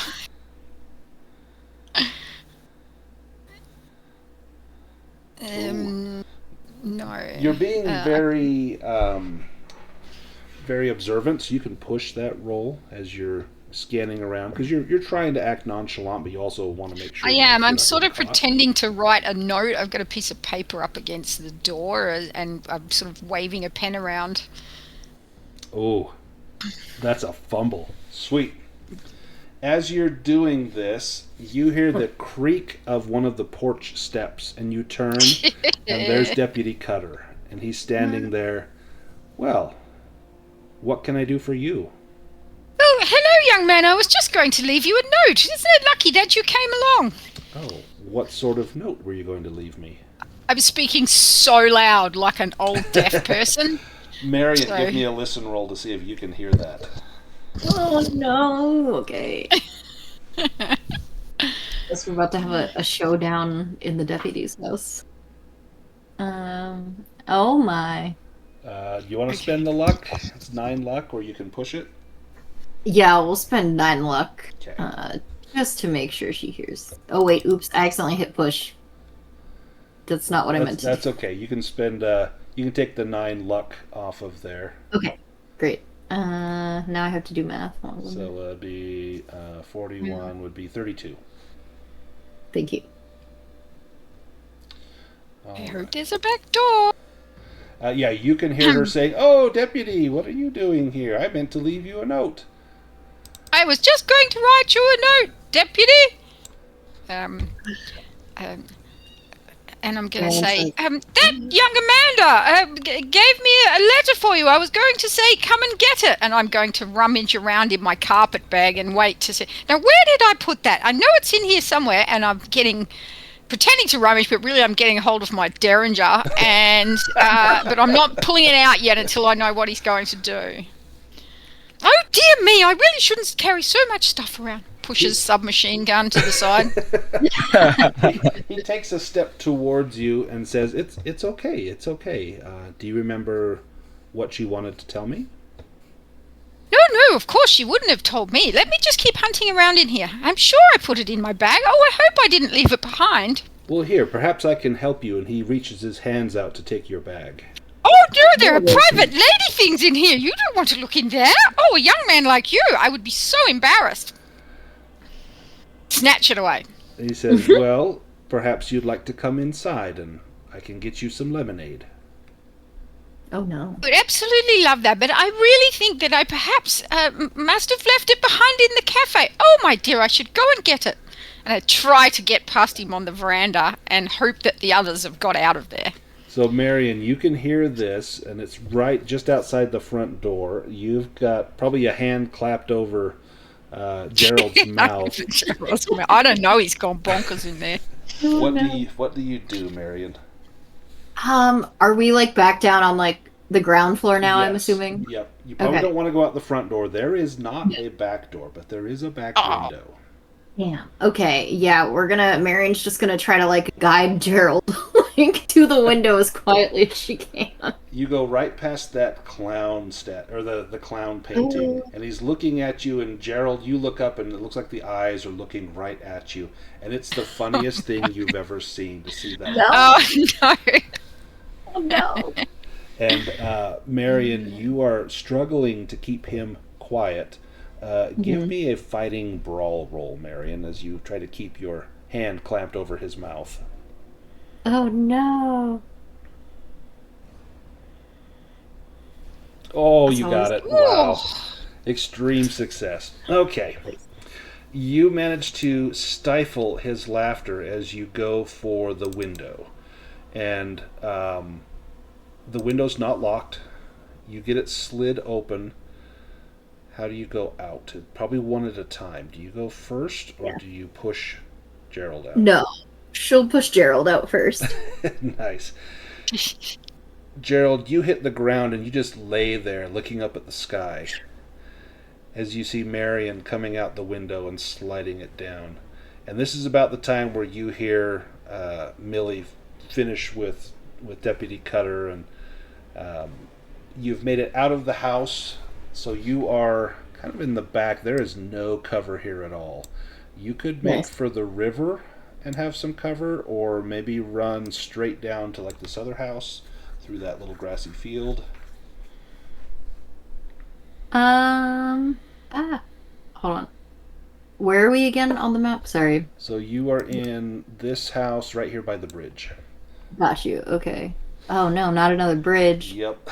That's why I put it there. Oh, so rude. Yeah, I think she'll probably take the river away. It might be easier to hide. Are you trying to be quiet?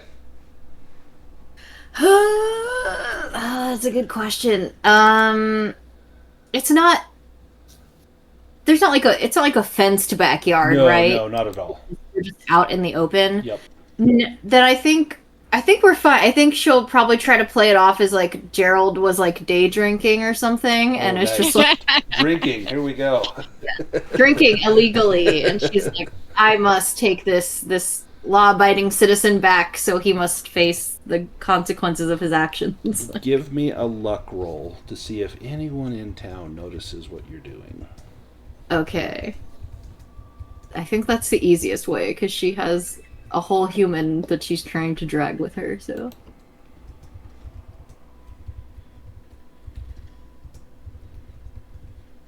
Okay, as far as you know, no one saw you. But Great. Cool. You Good. head down to the riverbank and kind of pull him down low to the water. And Gerold, you sit there just looking at your reflection in the water. And you maybe start to have a little conversation with that reflection. And it lasts 20 or 30 seconds. And then you blink a few times and wonder, how did I get out here by the river? And you turn almost suddenly and see Marian. You have no memory of what happened after you started to turn those discs and line up those symbols. I'll let you pick up the role playing from there, Gerold. Yes, well, oh dear, it seems I've been a most poor agent again. What happened? You started turning those things around, and then you kind of just you went away, and everything was very funny. We barely made it out of that house before the deputy found us. Or not found us, but we barely made it out, so he didn't find us. But we're laying low right now. Oh, what about Millie? Millie was great. She gave us a warning. I'm not quite sure where she is at the moment, but she made it out too. Millie's on her own. Yeah. She's roaming free. Well, Maybe we should head back to the farmhouse. Hopefully the others will all meet us there. yes, I think I need a good rest. Which Yeah. is something I won't get here. What was happening again tonight? Sorry, what was... Yeah, tonight may not be a good night's rest. No. And I think, like, if he chuckles at the end of that, I feel like Marian flinches, because, like, his laughter now. Yeah, do you want to tell him? You want to just let him live in ignorance? She might just, spare a lot of the details. Just be, Marian's just like, do me a favor, don't try to turn those discs around again. Don't match the symbols up. We'll call it at that. Yes, we'll leave it to the researchers for now. Yes. So, Millie, you're back on the front porch with Deputy Cutter. You're looking for that letter, a.k.a. Derringer, in your purse. And he says, well, Yes. if you don't have it with you, you can always drop it off at the sheriff's office. And he points down the street, and you can see the building number 5. That's the sheriff's office. If you'll excuse me, I just need to get something. I left it here, and I need to go and retrieve it. Oh, yes, well, of course. Of course, I may have dropped it along the way. You know, I've been rather distracted. I gave the children some sweeties at the school, and they said that they said thank you very much for the sacrifice, and that they would see me this evening. So I'm a little bit distracted because I'm thinking, well, what would children be doing up so late at night? So I will go looking back down the street, and I'm playing up the doddery old lady as hard as I can, and I will just scurry along down here, and I will see if I can find it, and perhaps I will see you at the sheriff's building in a moment. He kind of smiles and says, "The children told you that, did they?" Yes, they did.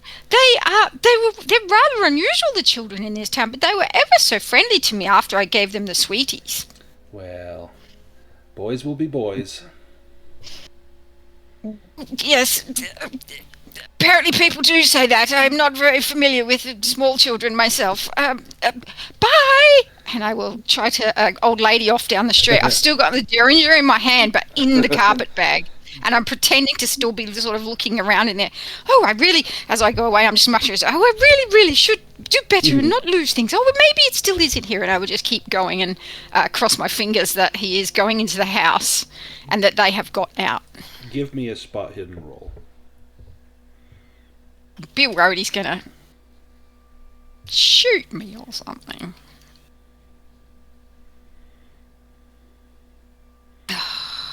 Push. Do you want to push that? Yeah, I'm going to push it. So I'm kind of looking down into my carpet bag, and I'm trying to look back sort of over my shoulder as I do. You look over your shoulder and you see him standing near his door, and he's kind of squatted down, and he's picking up something from the ground. You can't quite tell what it is, but he looks at it, and then he turns and looks at you and smiles, and then opens his door and walks in. Oh dear, dearie me. Okay, I'm going to trot on down the road as fast as I can. I think I'm heading back towards the house, Okay. and I'm just hoping that the young ones got out because I've got no way of getting a sign from them. Nope. And I guess if you hear gunfire... Yeah, I will turn around and go back, yes. Let's go back to Arthur and Jebediah. So you have left Alexander Kuzra's house. Are you headed to Widow Cratchit's house? Or where do you... Yes, Arthur, but first, do you mind patching me up? The old man really did a number on my ribs. Yeah, Arthur, if you want to try a first aid roll, you can help the Jebediah recover a hit point, if you can succeed on that.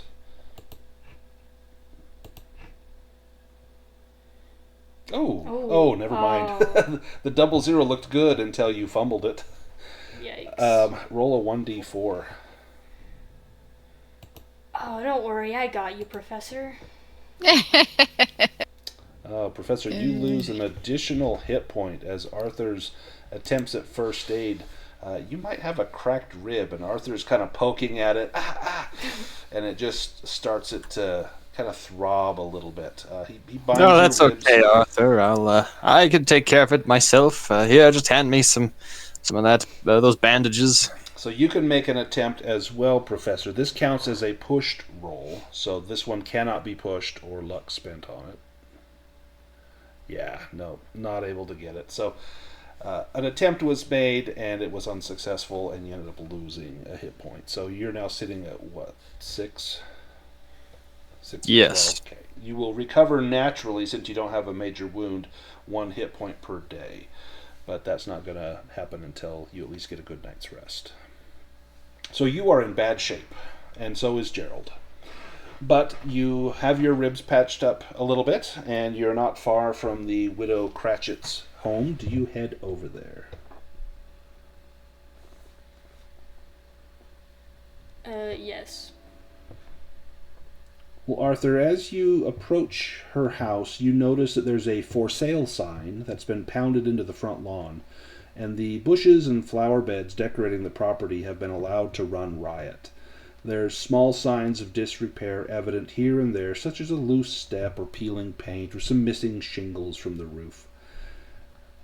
As you knock on the door, a relatively young woman in a conservative black dress greets you, and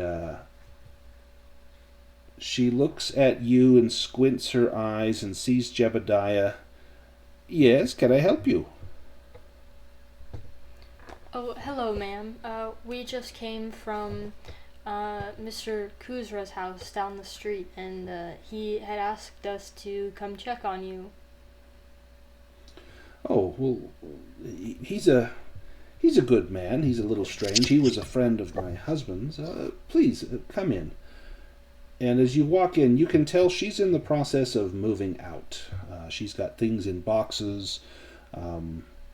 Most of her dishes are boxed up, a lot of her belongings. There's nothing decorating the walls or anything like that. She leads you into the parlor where everything but a few chairs have been packed away, and she explains that she's moving to Brattleboro to live with her sister Angela. She then says, what is the purpose of your visit?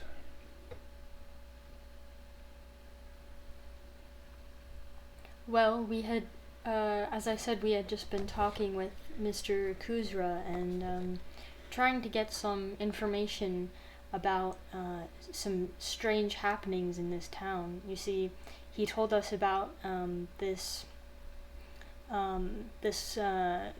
ritual that supposedly the children in this town perform, and we were hoping you might know something that could help us. Well, I don't know much about rituals. It's a pity that my husband's grandfather wasn't still here. He had journals. He kept track of some of these things. Let me see if I can find them. And she goes over to some boxes that are labeled books, and she begins to rummage through these boxes, and it takes her some time, but she eventually finds what she's after. And let me grab it.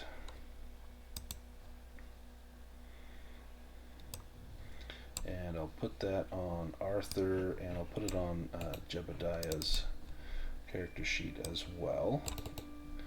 And just like a tome, you would be able to read it. But the journal, it's a series of 12 journals. Each of the volumes varies in size and color of the binding.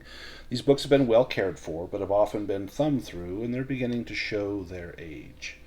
And Arthur, you're holding the book. Do you want to do an initial reading on this book? Yeah.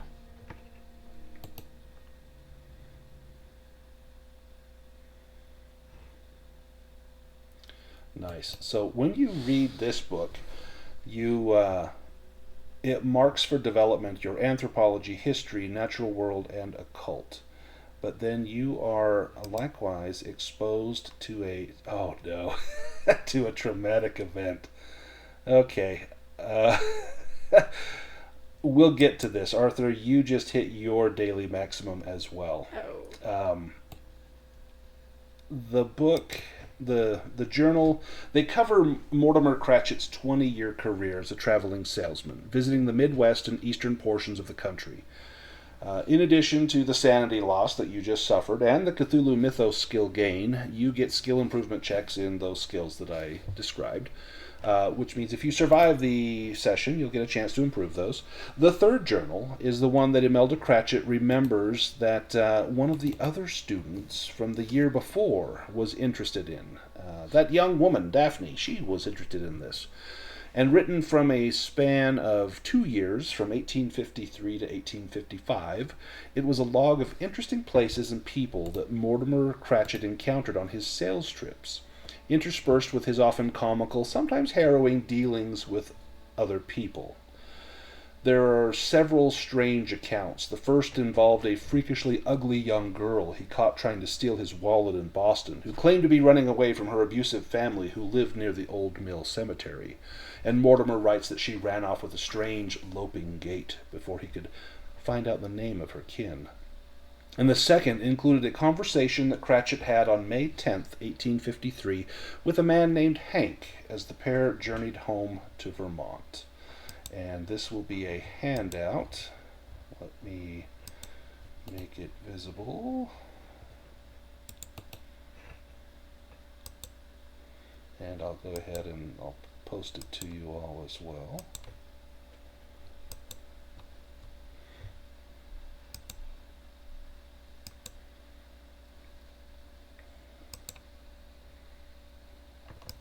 So the handout reads, May 10th, 1853.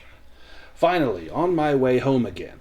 The sun is shining, birds are singing, and I am sitting in the most wretched-smelling boxcar between here and Vermont. I almost didn't make the train, but was luckily helped aboard by an Indian fella. We spent most of the day talking and swapping stories, while a few other passengers lie on the other side of the car, snoring fit to raise the dead. This Indian, I'll call him Hank, as I didn't get his real name, told me a peculiar story. Hank said his people are the Abenakis from the Green Mountains in Vermont, close to my home in Cobb's Corners.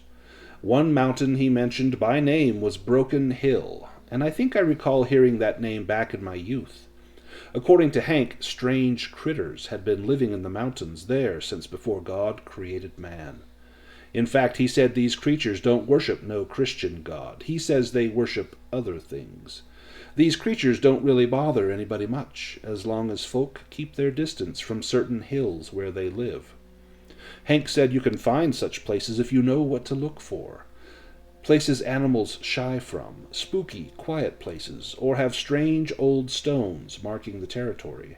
Sometimes they take people in the night, especially people who go poking around in their hills. Sometimes they send the people back, but changed, and never the same as they was before. Hank swore that one time when he was a boy, his father pointed out one of the creatures flying haphazardly across a moonlit sky. Hank asked his father why the thing flew like a wounded duck. His pa told him that, just as he could never swim as well as a fish, neither would this creature fly like a bird, as the sky was not its home. Hank's father warned him to watch where he stepped, as the creatures loved to dig in the earth and had created vast warrens in the mountains. From what I gather, these things are digging for something, like precious metals or gems or some such. Apparently they can't find whatever they're looking for anywhere else. It got me to thinking as I sat quiet looking at Hank. I'm sure I recall about some caves up in a mountain called Broken Hill near home. I'm writing this all down to remind me to look into it when I get home. A fella could make a killing selling these critters mineral rights. Now, Arthur, you just went insane. Roll a 10-sided die for me, if you would.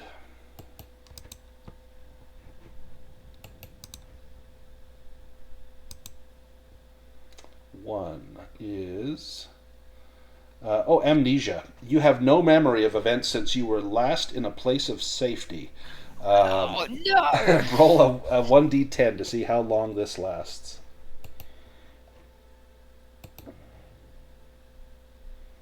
Oh, man. For 9 rounds. Oh, rolled So- off one. You're reading this journal, and all of a sudden you look around, and you don't know how you got here. And the last thing you remembered, you were waking up this morning to the smell of coffee and tea and bacon and eggs. And now you're here in this strange person's house, and why does your back itch right between your shoulder blades? And who is this strange woman, and what is this book you're holding in your hands? Oh, no. You have a little outburst. What is your outburst that you have? I think I would drop the journal and maybe go outside to see my surroundings and figure out where I am. So you just get up and walk out of this woman's house, Yeah. dropping the journal. And Jebediah, you see the journal hit the ground. Do you pick it up? Do you look at what Arthur must have just read to just stand up and walk out of the house mid-conversation with this woman? Oh, certainly, Arthur. You should treat books with more respect. He's a strange young man. You'll have to forgive him. But, would you mind if I perhaps perused this here journal? Go ahead and give the initial reading on that.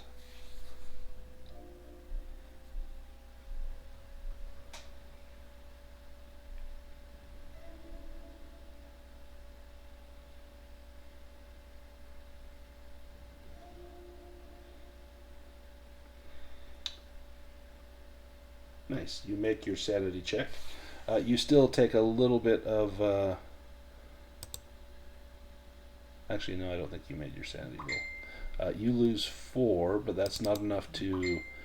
Oh, you're close to your daily. But that also, a 5 would cause you to maybe go temporarily insane, but you don't.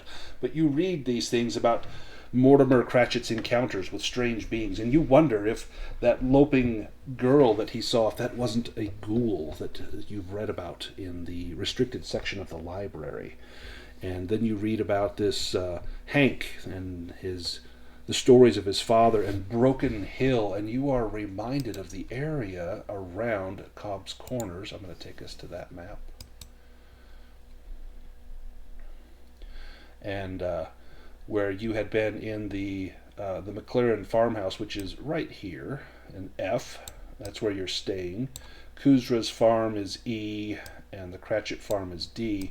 Well, Broken Hill is just over here. This is where the last day of the geologic survey happened. That's where you were when the Migo attacked. You were at Broken Hill. And that's what's referenced in this book, that Broken Hill, there's supposedly warrens and tunnels where these things dwell. Well, ma'am, I thank you for allowing us to look through your husband's notes. If you like, I did promise your friend that you were welcome to stay at the farmhouse, the McLaren farmhouse, which is where we're staying this evening, if you feel that you're unsafe, as we believe there may be strange things going on, and they may be coming to a culmination very soon. Yes, I think I will take you up on that, if you don't mind, if you're sure it's safe. Would I be safer there certainly. than I am here? Oh, I believe you could say that, yes. When you go there, you may meet some men. They will likely tell you they are from the Federated Oil and Chemicals. Simply tell them that Jebediah sent you, that you were a welcomed guest, and not to worry, and they should hopefully let you pass. Well, do you think you could take me there now? First, I should go and collect my student. He seems to have wandered off, and I don't want him getting too far on his own. I'm not sure he's quite in his right mind. Well, let me just grab a few things, a change of clothes, and my Bible, and a few other things, and I'll meet you outside in about 10 minutes, if that's okay. Do you want some water to give to that young man? Or I might have a bit of meat pie left in the fridge. No, that might work. Yes, do you have any cookies? I know he's quite fond of them. Yeah, well, I think I do. It'd be like smelling salts. Just whiff them under his nose, and he'll come to quickly. Yes. If you could retrieve that, I will go and see to it that dear old Arthur is all right. She hands you a little bundle of treats. There's a little piece of kind of dry cake and a few cookies, and there's even a little bit of chocolate, dark chocolate, little square that she hands you. Now Arthur's going to start doing this at everyone's house. Yes, Arthur, come here, lad. I've found some of your favorite things. Come and enjoy them while you calm down. You can tell me what's worrying you. Now, Arthur, you still have no memory of anything beyond breakfast this morning. I'll let you guys roleplay that out. Well, I think Arthur would take the little bundle of treats and sit down on the I don't know, grass or the dirt and start munching on them. And he'll say, "Professor, I don't remember anything from today. I mean, it's like I just woke up in that lady's house, and I didn't know where I was, and I'm having trouble remembering anything from today." Oh, you don't remember reading that journal just now, do you? No, I don't remember anything. Well, we did visit an old woman, and perhaps it's best you don't remember that. Although there are quite some, I guess, things we encountered today that I could understand why they might have strained your mind. Just settle down, Arthur. It's all right. I'll comfort you. Have another one of these. I have my little cigarettes. They seem to calm me down. Oh. And you did find that first cigarette that you had in your life to be quite relaxing. Yes, I did. Give me a Constitution roll, Arthur, as you draw on that unfiltered cigarette. Oh, man. You No. you feel the cookies and chocolate begin to rise in your throat, and you think you might retch. Do you want to push that roll, or do you throw up your your snacks. I'll push it. Oh, nice. So the vomit fills your cheeks, and you sit there like a gerbil with a mouth full of seeds, and then you just gulp and swallow it down, not wanting to lose that deliciousness. It tastes far fouler. I think I need another one. You wash your mouth out with another cookie. Yeah. And you finally get the rhythm on that cigarette, and it does calm you somewhat, although the smell is somewhat unpleasant. And you wrinkle your nose a little bit, and you have difficulty remembering the first time you had a cigarette. You're wondering now, what other memories are leaving me? Uh-oh. The old woman, Imelda Cratchit, she comes out of the farmhouse with a small carpet bag, and she's got a little parasol umbrella, and she walks out and, young man, are you okay? Oh, I think I'm calming down now. I want to apologize for the way I stormed out of your lovely home. Please forgive me. Oh, it's just fine. These are stressful times, and well, if you've been out here in the sun and maybe a little dehydrated, or perhaps your blood sugar was a little low, then that's completely understandable. Thank you, ma'am. Yes. Now, shall we not be on our way back to your farmhouse? Certainly, yes, Arthur. Let's just go back to the car. Okay, Professor. And you get in the car and make the short drive over to the McLaren farmhouse. When you arrive, the other group has returned back as well, and you can all meet up together there. And it's probably a little later in the afternoon, maybe 4 o'clock or so.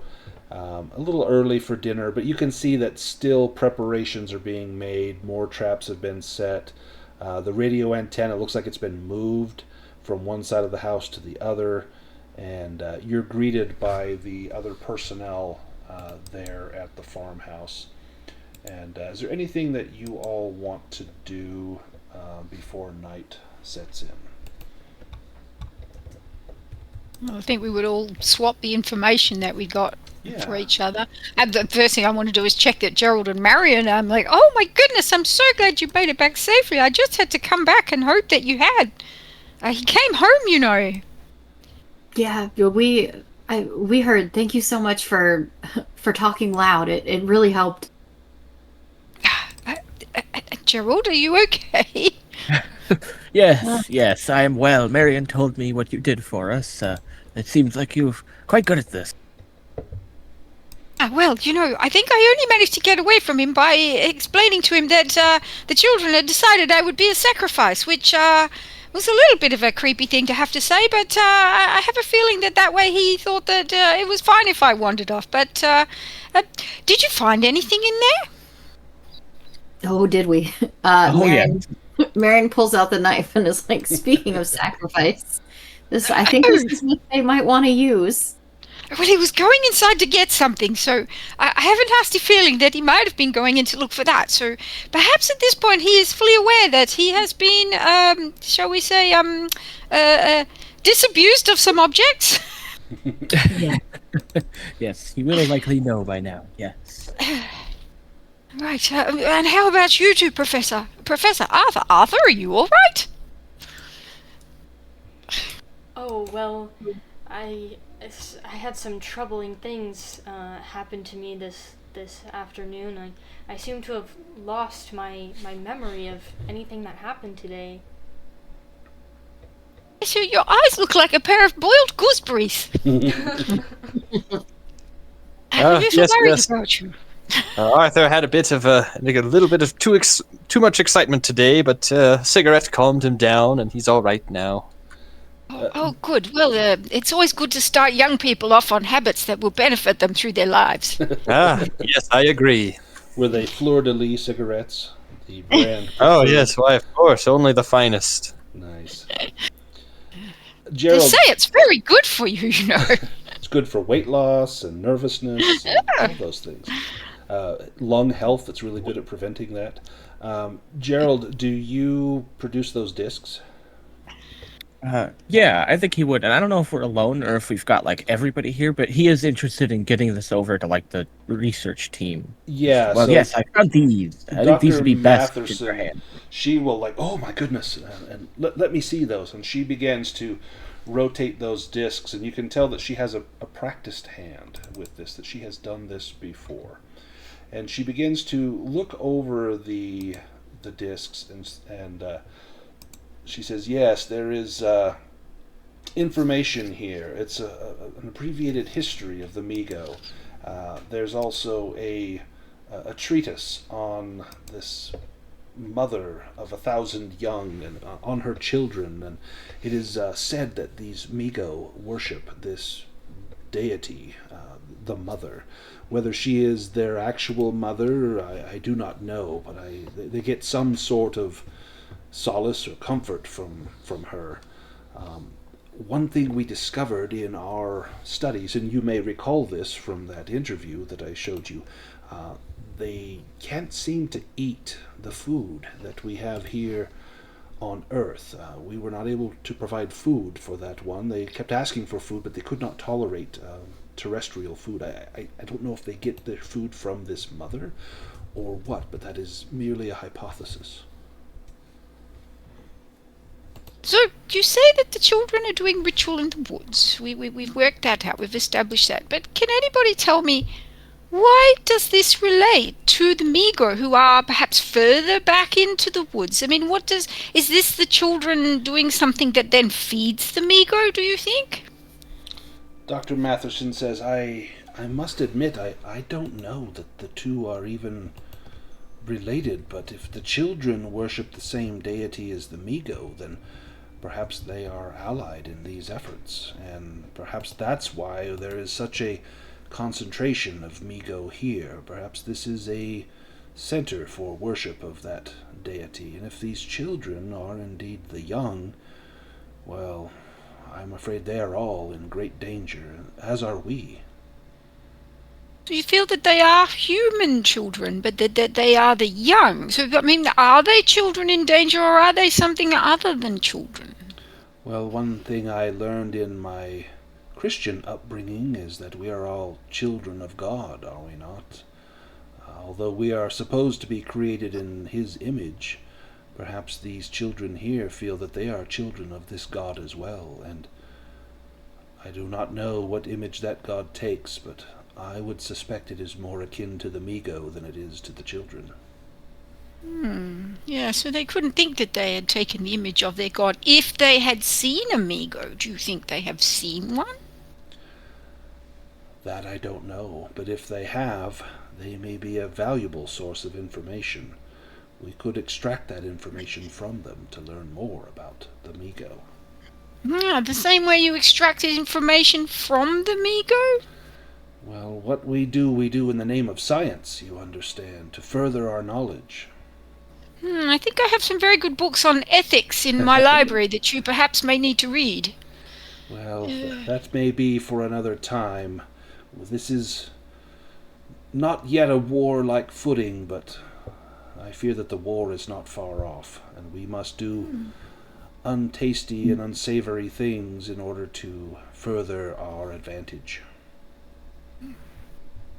Well, any child that would kill a cat, gut it, and then eat it for breakfast is, to my mind, somebody who needs a little more discipline in their life. I agree. And if this is what their mother teaches them, well, they need a better role model. And I hope that Mr. Abelard can be that role model.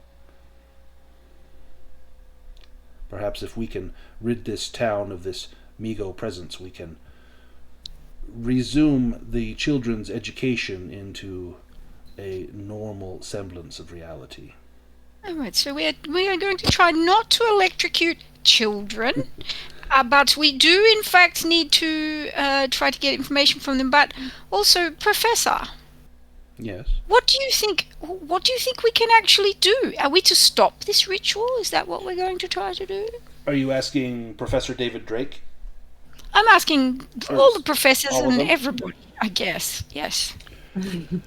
Well, what we hope to do, says Professor David Drake, we hope to be able to put a stop to them here in Cobb's Corners and find out more about their distribution worldwide. Mr. Abelard encountered his in the Pyrenees, and it is said that others dwell within the Himalayas. But these are the first on American soil to which we are cognizant, and we would like to determine just how far spread they are, and if there is a weakness that we can protect ourselves. They are parasites, you understand, and we must remove them as we would remove a tapeworm from our bellies. They serve no good to us, and they intend us nothing but harm and ill will. To go around taking the brains of humans, we cannot live, we cannot cohabitate, we cannot endure their presence. So they do not actually eat the brains, right? No, it is our understanding that they take the brains and use their intelligences within to Oh, yes, of further course. their own knowledge, or perhaps to make slaves of mankind. Mr. Abelard's greatest fear is that his son's brain is being used for such purposes. We are to interfere with the ritual, or we merely want to arrive at the ritual, not interfere with it, and wait for the Migo to come? Is that correct? We are not concerned with the ritual. We are concerned with the Migo. They could be related, or they could be completely separate. Our goal here is the Migo. That is what Mr. Abelard is paying us for. That is his intent. This ritual, I'm afraid the children are on their own. Well, if I might add, Arthur and I were investigating the site of where these rituals occur, and we encountered some large hoofprints that are not like any naturally occurring animal that I know of. They seemed rather strange. Perhaps this is a sign of perhaps Migo or something else. As you describe those standing stones that you found, Millie, Marian, and Gerold, that is very similar to the playground antics of those children. They had a ring of 5 stones, laying down in them with their arms and legs pushed out through the stones. Well, another one said he had the knife and hovered over them. And as you speak of that giant hoofprint, that huge mark that you found, over 2 feet, 26 inches in diameter, you are suddenly stunned to hear the Larry Neckler walk in and say, "One of the alarms has just been tripped." And then you hear a clanging in the kitchen of a small bell. Jebediah, you rise and look out the kitchen window, and you see nothing but overgrown vegetation and trees. Larry Neckler calls up the FOC security team on the radio, asking for a group of men to come over to the farmhouse and look the place over. A voice on the other end confirms the request. And a few moments after Larry stops transmitting, you all hear a loud, crashing sound coming from the direction of the sugar maple forest. Drake, Matherson, and Morrison head to the property's rear window. Those looking see nothing at first, but then slowly, and Jebediah, you see this as well. Through the darkness, you make out something huge, like a gigantic, misshapen tree, seemingly pulling one of its many roots out of a large pit trap. Its limbs flail about wildly in apparent agitation. And I need... Let me make a check here. You may not want to look at this, Arthur. I know you've had a strain on your mind today. It might be best that you look away. Oh, yes, Professor. Yeah, Gerold, dear, perhaps you might like to look the other way as well. Anyone that was looking, please click on that sanity loss as you see this huge creature. Gerold was running to fetch his rifle. He's not definitely not looking.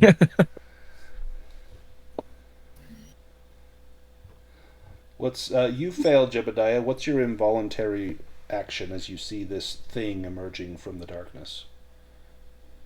I think perhaps he was getting ready to light another cigarette, and perhaps he drops his lighter.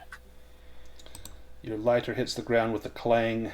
Roll the sanity loss for me there, Gerold. Or Jebediah.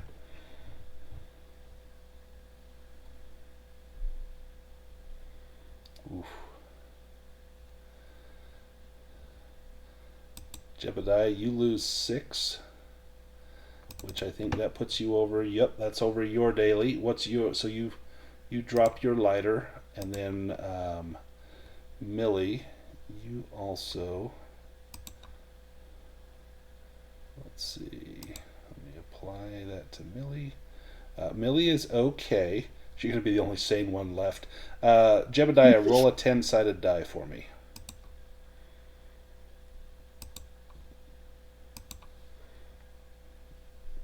Five. Let's see. Real time.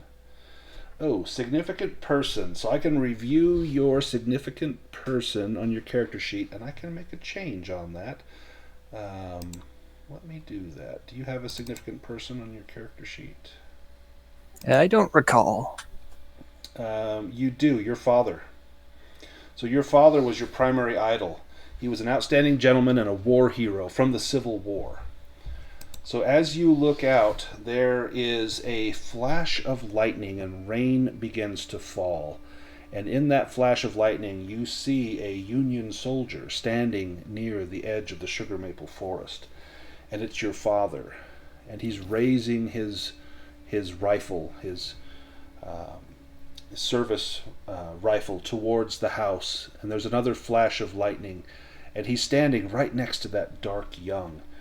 And he turns and looks, and you see him drop his rifle and run. Here, this man that you thought was a great hero turns and runs at the first sign of danger.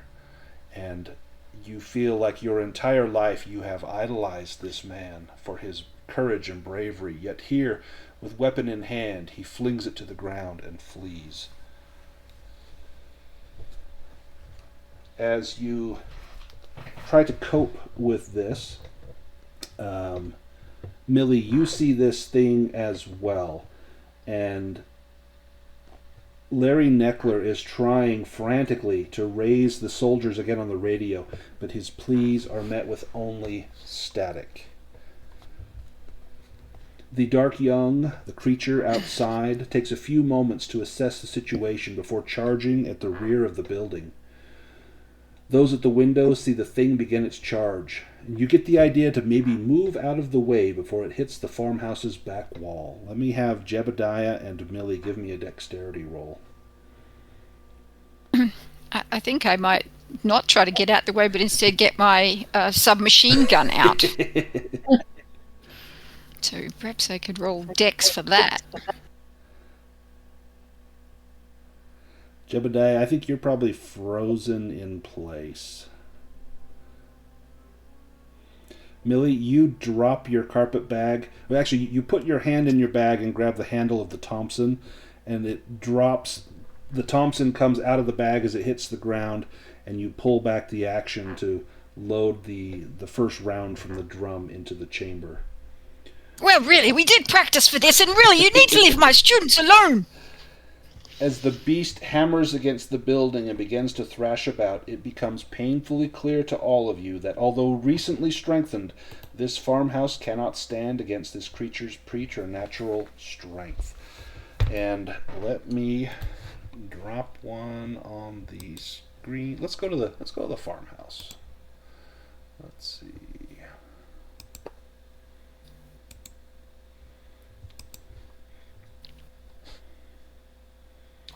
Alright, so let me drop the creature on the screen.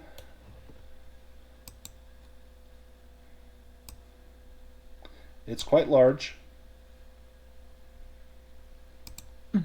Oh. Let me roll the characteristics for it. Perfect.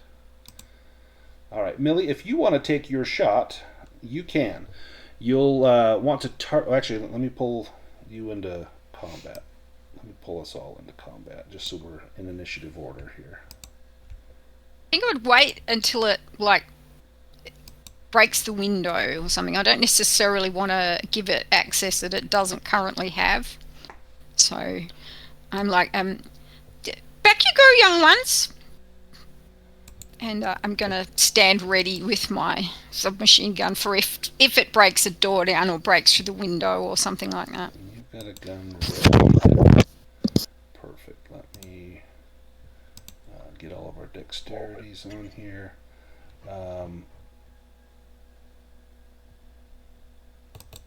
So Jebediah and then Millie. You're first, Jebediah.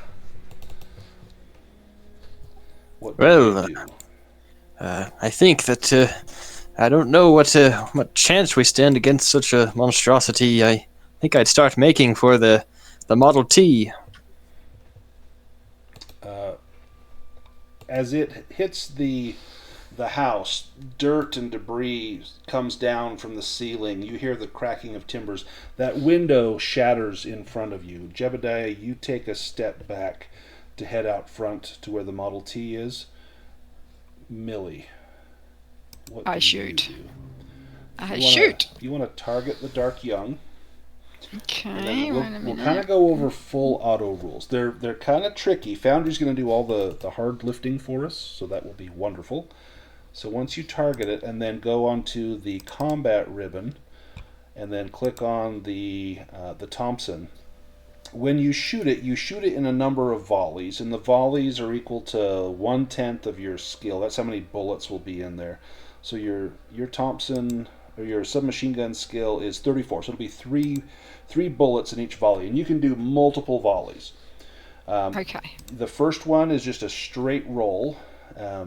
So on the combat tab, you can click on the Thompson, and then it should put it into the chat bar, and we can do all the math there. Oh, I thought I had selected the target. Sorry. Oh, whoops, let me just exit out of that, and go ahead and select the target, and we'll do it again. Cancel. Okay, so it's a big target. You're not quite point blank, so I'm going to change that to base range. Now you can do a single shot, or you can do full auto. Single shot is just one bullet, and you just make your roll. Full auto is you'll actually shoot 3 bullets, and you can just hold down the trigger. You could do multiple volleys of 3. That's what I'm going to do. I'm going to just keep shooting as I back, hoping that making sure that the others are behind me, but I'm not letting my young ones get taken by this thing. Perfect. So your first round will be just a straight roll. Your second round, you'll have a penalty die, or your second volley. The third volley will have 2 penalty dice, and then after that, the difficulty goes up. So you can do as many volleys as you want, but we can do the first volley if you want to then click on the roll firearms. So what I would like to do is just, as soon as the others are out of the doorway and have gone through the building somewhere, I will then attempt to do that myself. Did I do it? No, I didn't do it. Oh, on the chat, click on the... There we go. And then this will be 3 bullets. Click on shoot.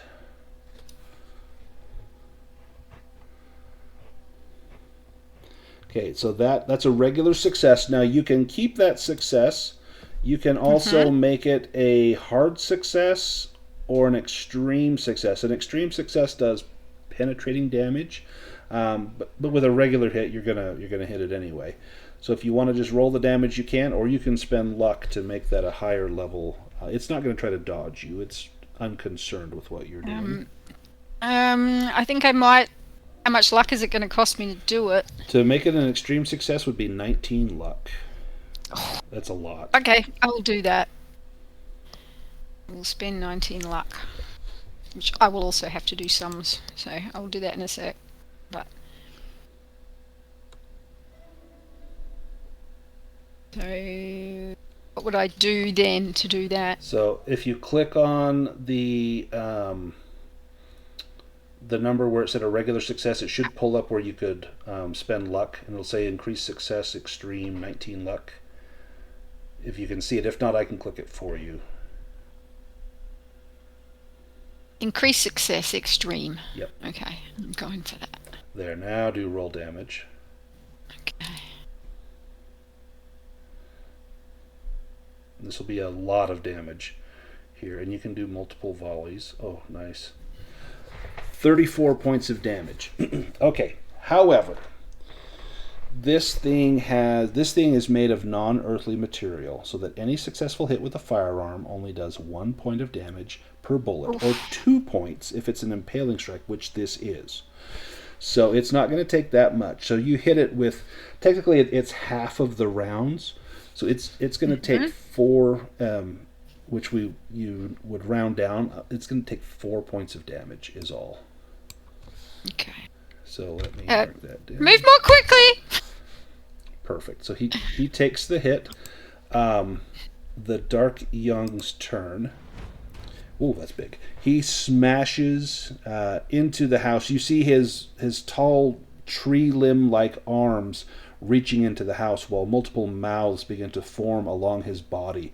Many of them are ringed with sharp incisors and others with grinding molars, a variety of different mouths with different teeth for different purposes.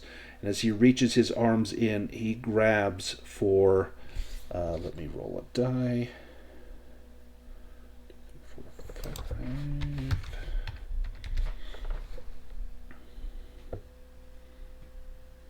Ooh, he grabs the old lady, Imelda Cratchit, the widow.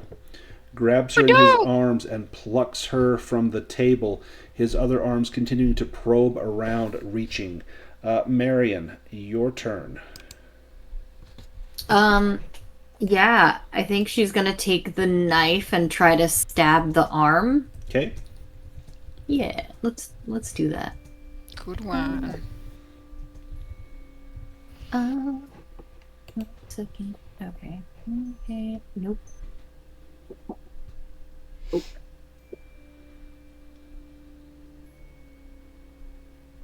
Oh. Okay. Yep. One on the black go. Perfect. Then click Fighting Brawl. Oh, sorry, I thought I clicked it. And he is going to fight back.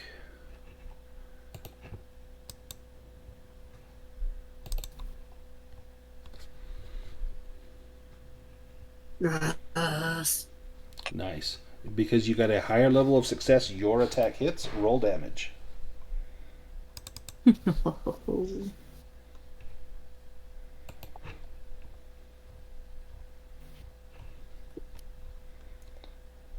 Nice. 3 points. I'll take it. Nice. He takes the 3.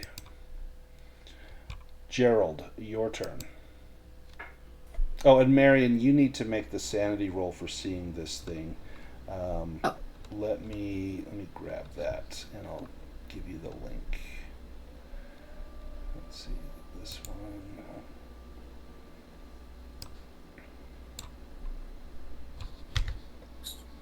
Right there.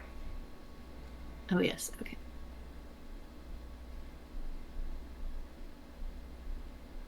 Oh, nice. Ooh.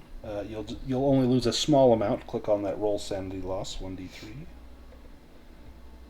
And you lose 2. Let me apply that to you. Excellent. You're okay.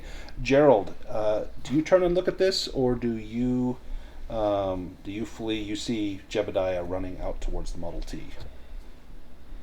And was his like the way he left, is that free of this thing? Is that the other side, or? Yeah, he was going to the other side of the house, out the front door. This would be the back door.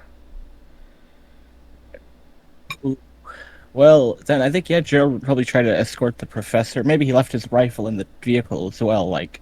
Yeah. That was why he wasn't looking when this thing hit the walls, because he was looking for that, so that makes sense. Perfect. What about Arthur? Yeah, I'm getting out of here. You're following? Yep. Jebediah, you make it outside. The rain is pouring down. There's flashes of lightning here and there. You can hear the rending of wood as the thing is bursting through the side of the farmhouse. What do you do? Well, as I'm backing towards the Model T, I guess I'll take some shots at this monstrosity. Go ahead and you can take a shot as you're backing towards the car.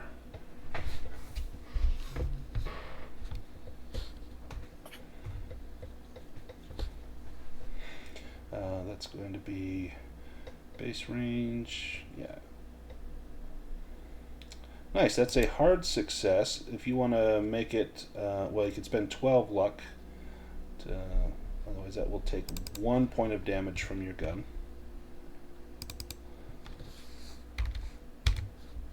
Bullets don't seem to have as much effect on them.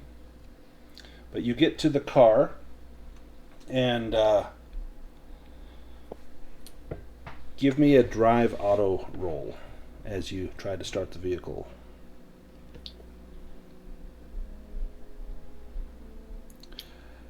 Yeah, it is dead. There is no...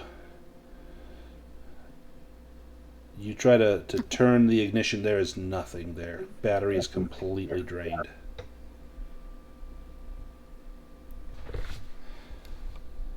Miss Millie.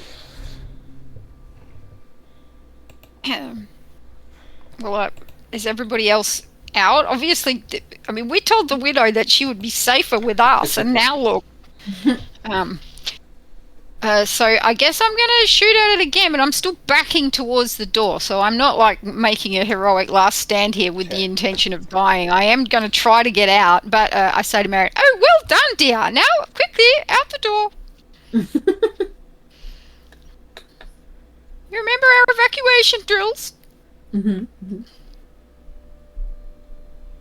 So he's still targeted. So do I have some sort of disadvantage now, don't I? Maybe base range, yeah. And you want to do full auto again? Yeah. Okay, go ahead. Good. Right. Shoot! Yep. Oh. Now that is a miss. Now I forgot to tell you that you can do multiple volleys. So if you want to shoot again, you can shoot again right now. I will shoot again. Perfect. Yep. This one will have made some holes in the ceiling. Yeah, this one will have a penalty die. So let me do an additional penalty die. Okay.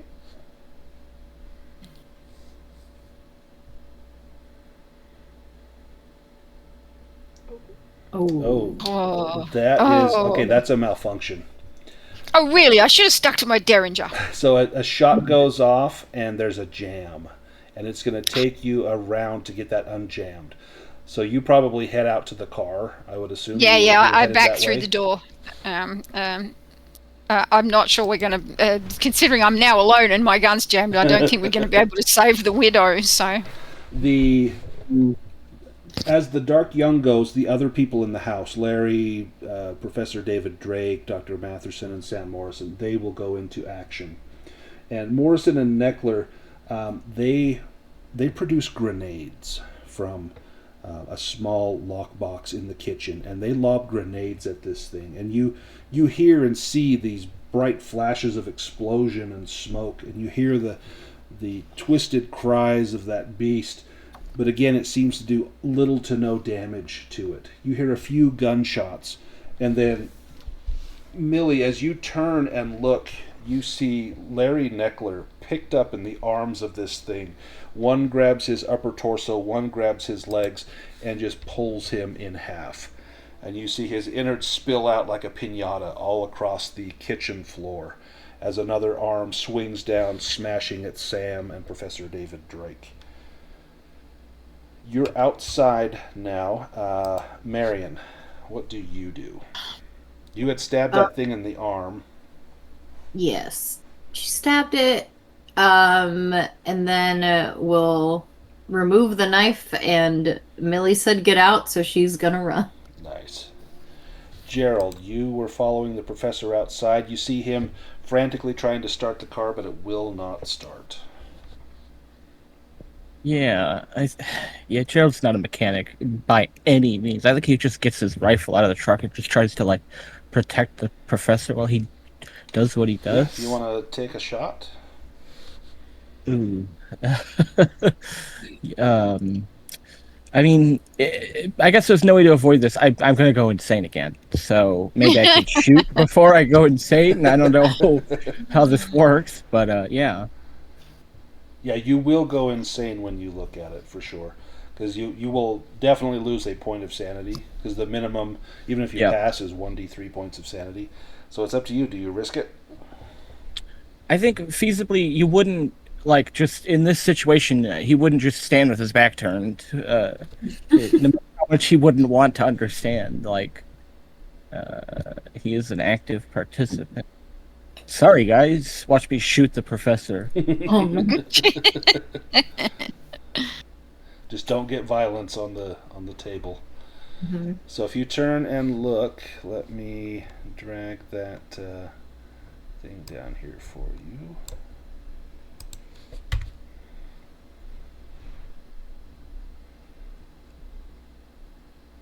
Wow, adding insult to injury. Wow, you made it, but you're still going to lose 1 point of sanity, which is all it takes to make you have another bout of madness. So roll a 10-sided die for me. Ooh, a number 10, which is a mania. You gain a new mania. I can roll on the table here. That's not the worst one you could get. Oh, wow, that's interesting. That's kleptomania. Let me add Wow. that to your character sheet. He stares at this monster and suddenly he just really wants to go through the professor's pockets.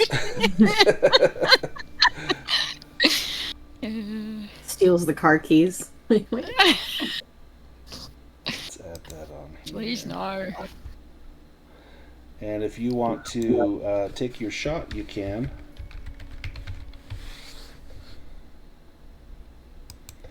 And yeah, base range, big target. Go ahead and roll that. Oh, that's a hit. You could make it an extreme. Actually, you don't have the luck to do that, so you can just roll damage. Yeah. Nice.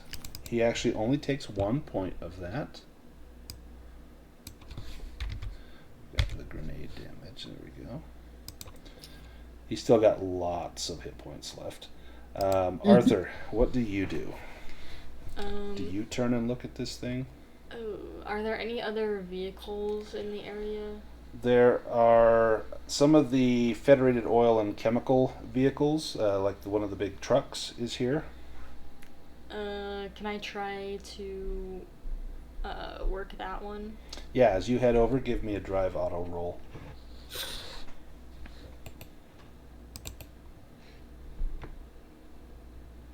Oh, Just missed it by 2. You spend the luck, although I can tell you it's going to be dead. So I don't want you Alright. to lose the luck if you don't have to. You get in there and you're like, please, please, please, come on. And it won't start. There's nothing. Battery's completely shot. It's like some sort of, nowadays we would know it as an electromagnetic pulse has wiped out the batteries on this. But back then you wouldn't know of such technology that the Migo might have. But that one will not start as well.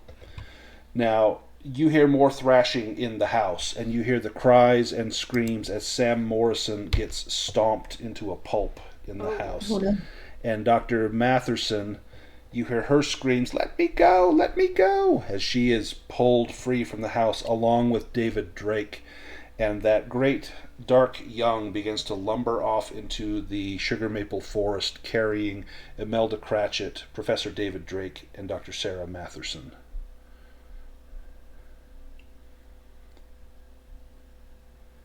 Let me have Gerold give me a listen roll.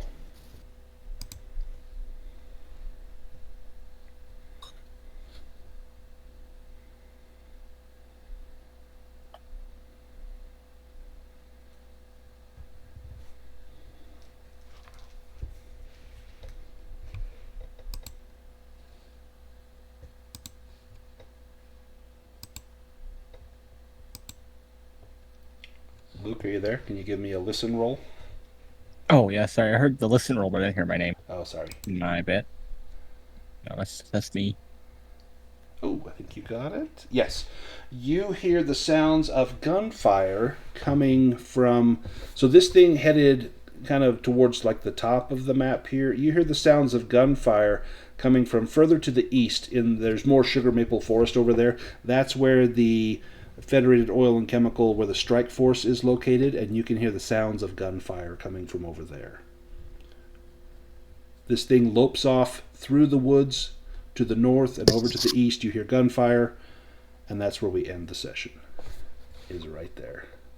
Mm-hmm. You have a choice. Do you go after this thing with whatever meager weapons you have? Do you go try to get the strike team? Do you try to save Dr. Matherson, Professor David Drake, and Imelda Cratchit? Let me put her on the screen so I remember she's here. Right there. Did Millie see Nekla pulled in half? Yes, you would have. That would be another sanity roll. I think that has to be a sanity roll. This was intellectual for her up until this thing crashed into the building, and she's not a chicken by any means, but to see that very nice young man get killed in that way would definitely... If you pass, you lose 0. If you fail, you lose 1d6. Or sorry, if you pass, you lose 1. If you fail, you lose 1d6. Go ahead and roll sanity. Well, that was nearly a 13. Oof. So let me roll a 6-sided die for you.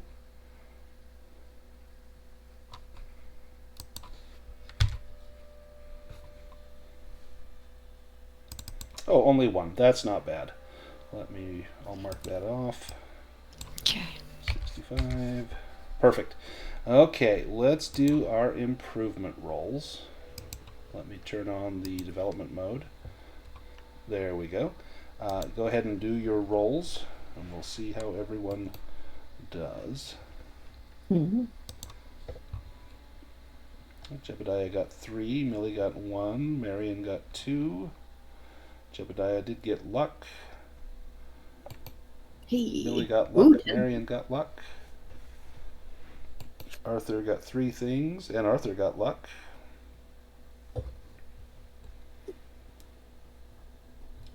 Did Millie... Oh, you know what, Millie? It did not give you credit for your submachine gun, so let me click that one. And for some reason in combat it doesn't like to do that, so let me do for Gerold, you had a success with your rifle. And Marian, did yours do the fighting brawl? Did that give you no? Yes. So I let think me. I got You did get a success, but it looks like it didn't. Oh no, it did give you a roll. You increased it by 1. So Millie and Gerold, if you want to do that, not the luck, but just do the improvement rolls again. I've clicked on those 2 combat skills on there. Oh, there we go. Wow, Hey. Millie's went up by 10. So nice, excellent. Next time we play, you will have a choice. Do you go get more security and find out what firefight is happening over there? Do you follow this dark young into the woods? I know Arthur would love that. To go and find out what's happening, or where it's taking Imelda, Professor Drake, and Dr. Matherson. The peaceful time in Cobb's Corner is at an end. It's all downhill from here. We only have 3 of the 5 of us are now indefinitely insane, and the night's not over. Marian, you're sitting pretty good. You could lose 7 more before you're indefinitely insane. Marian, you can lose 9 more. So I think you guys will hopefully be good. This is kind of the big bad thing to see. So now that you've seen it, I think you're going to be okay. Although I don't think Arthur looked at it yet. No, So, I didn't. Yeah, that'll be fun. Let's go ahead, and I'm going to stop the recording. I'll get this posted, and we will pick this up again next week.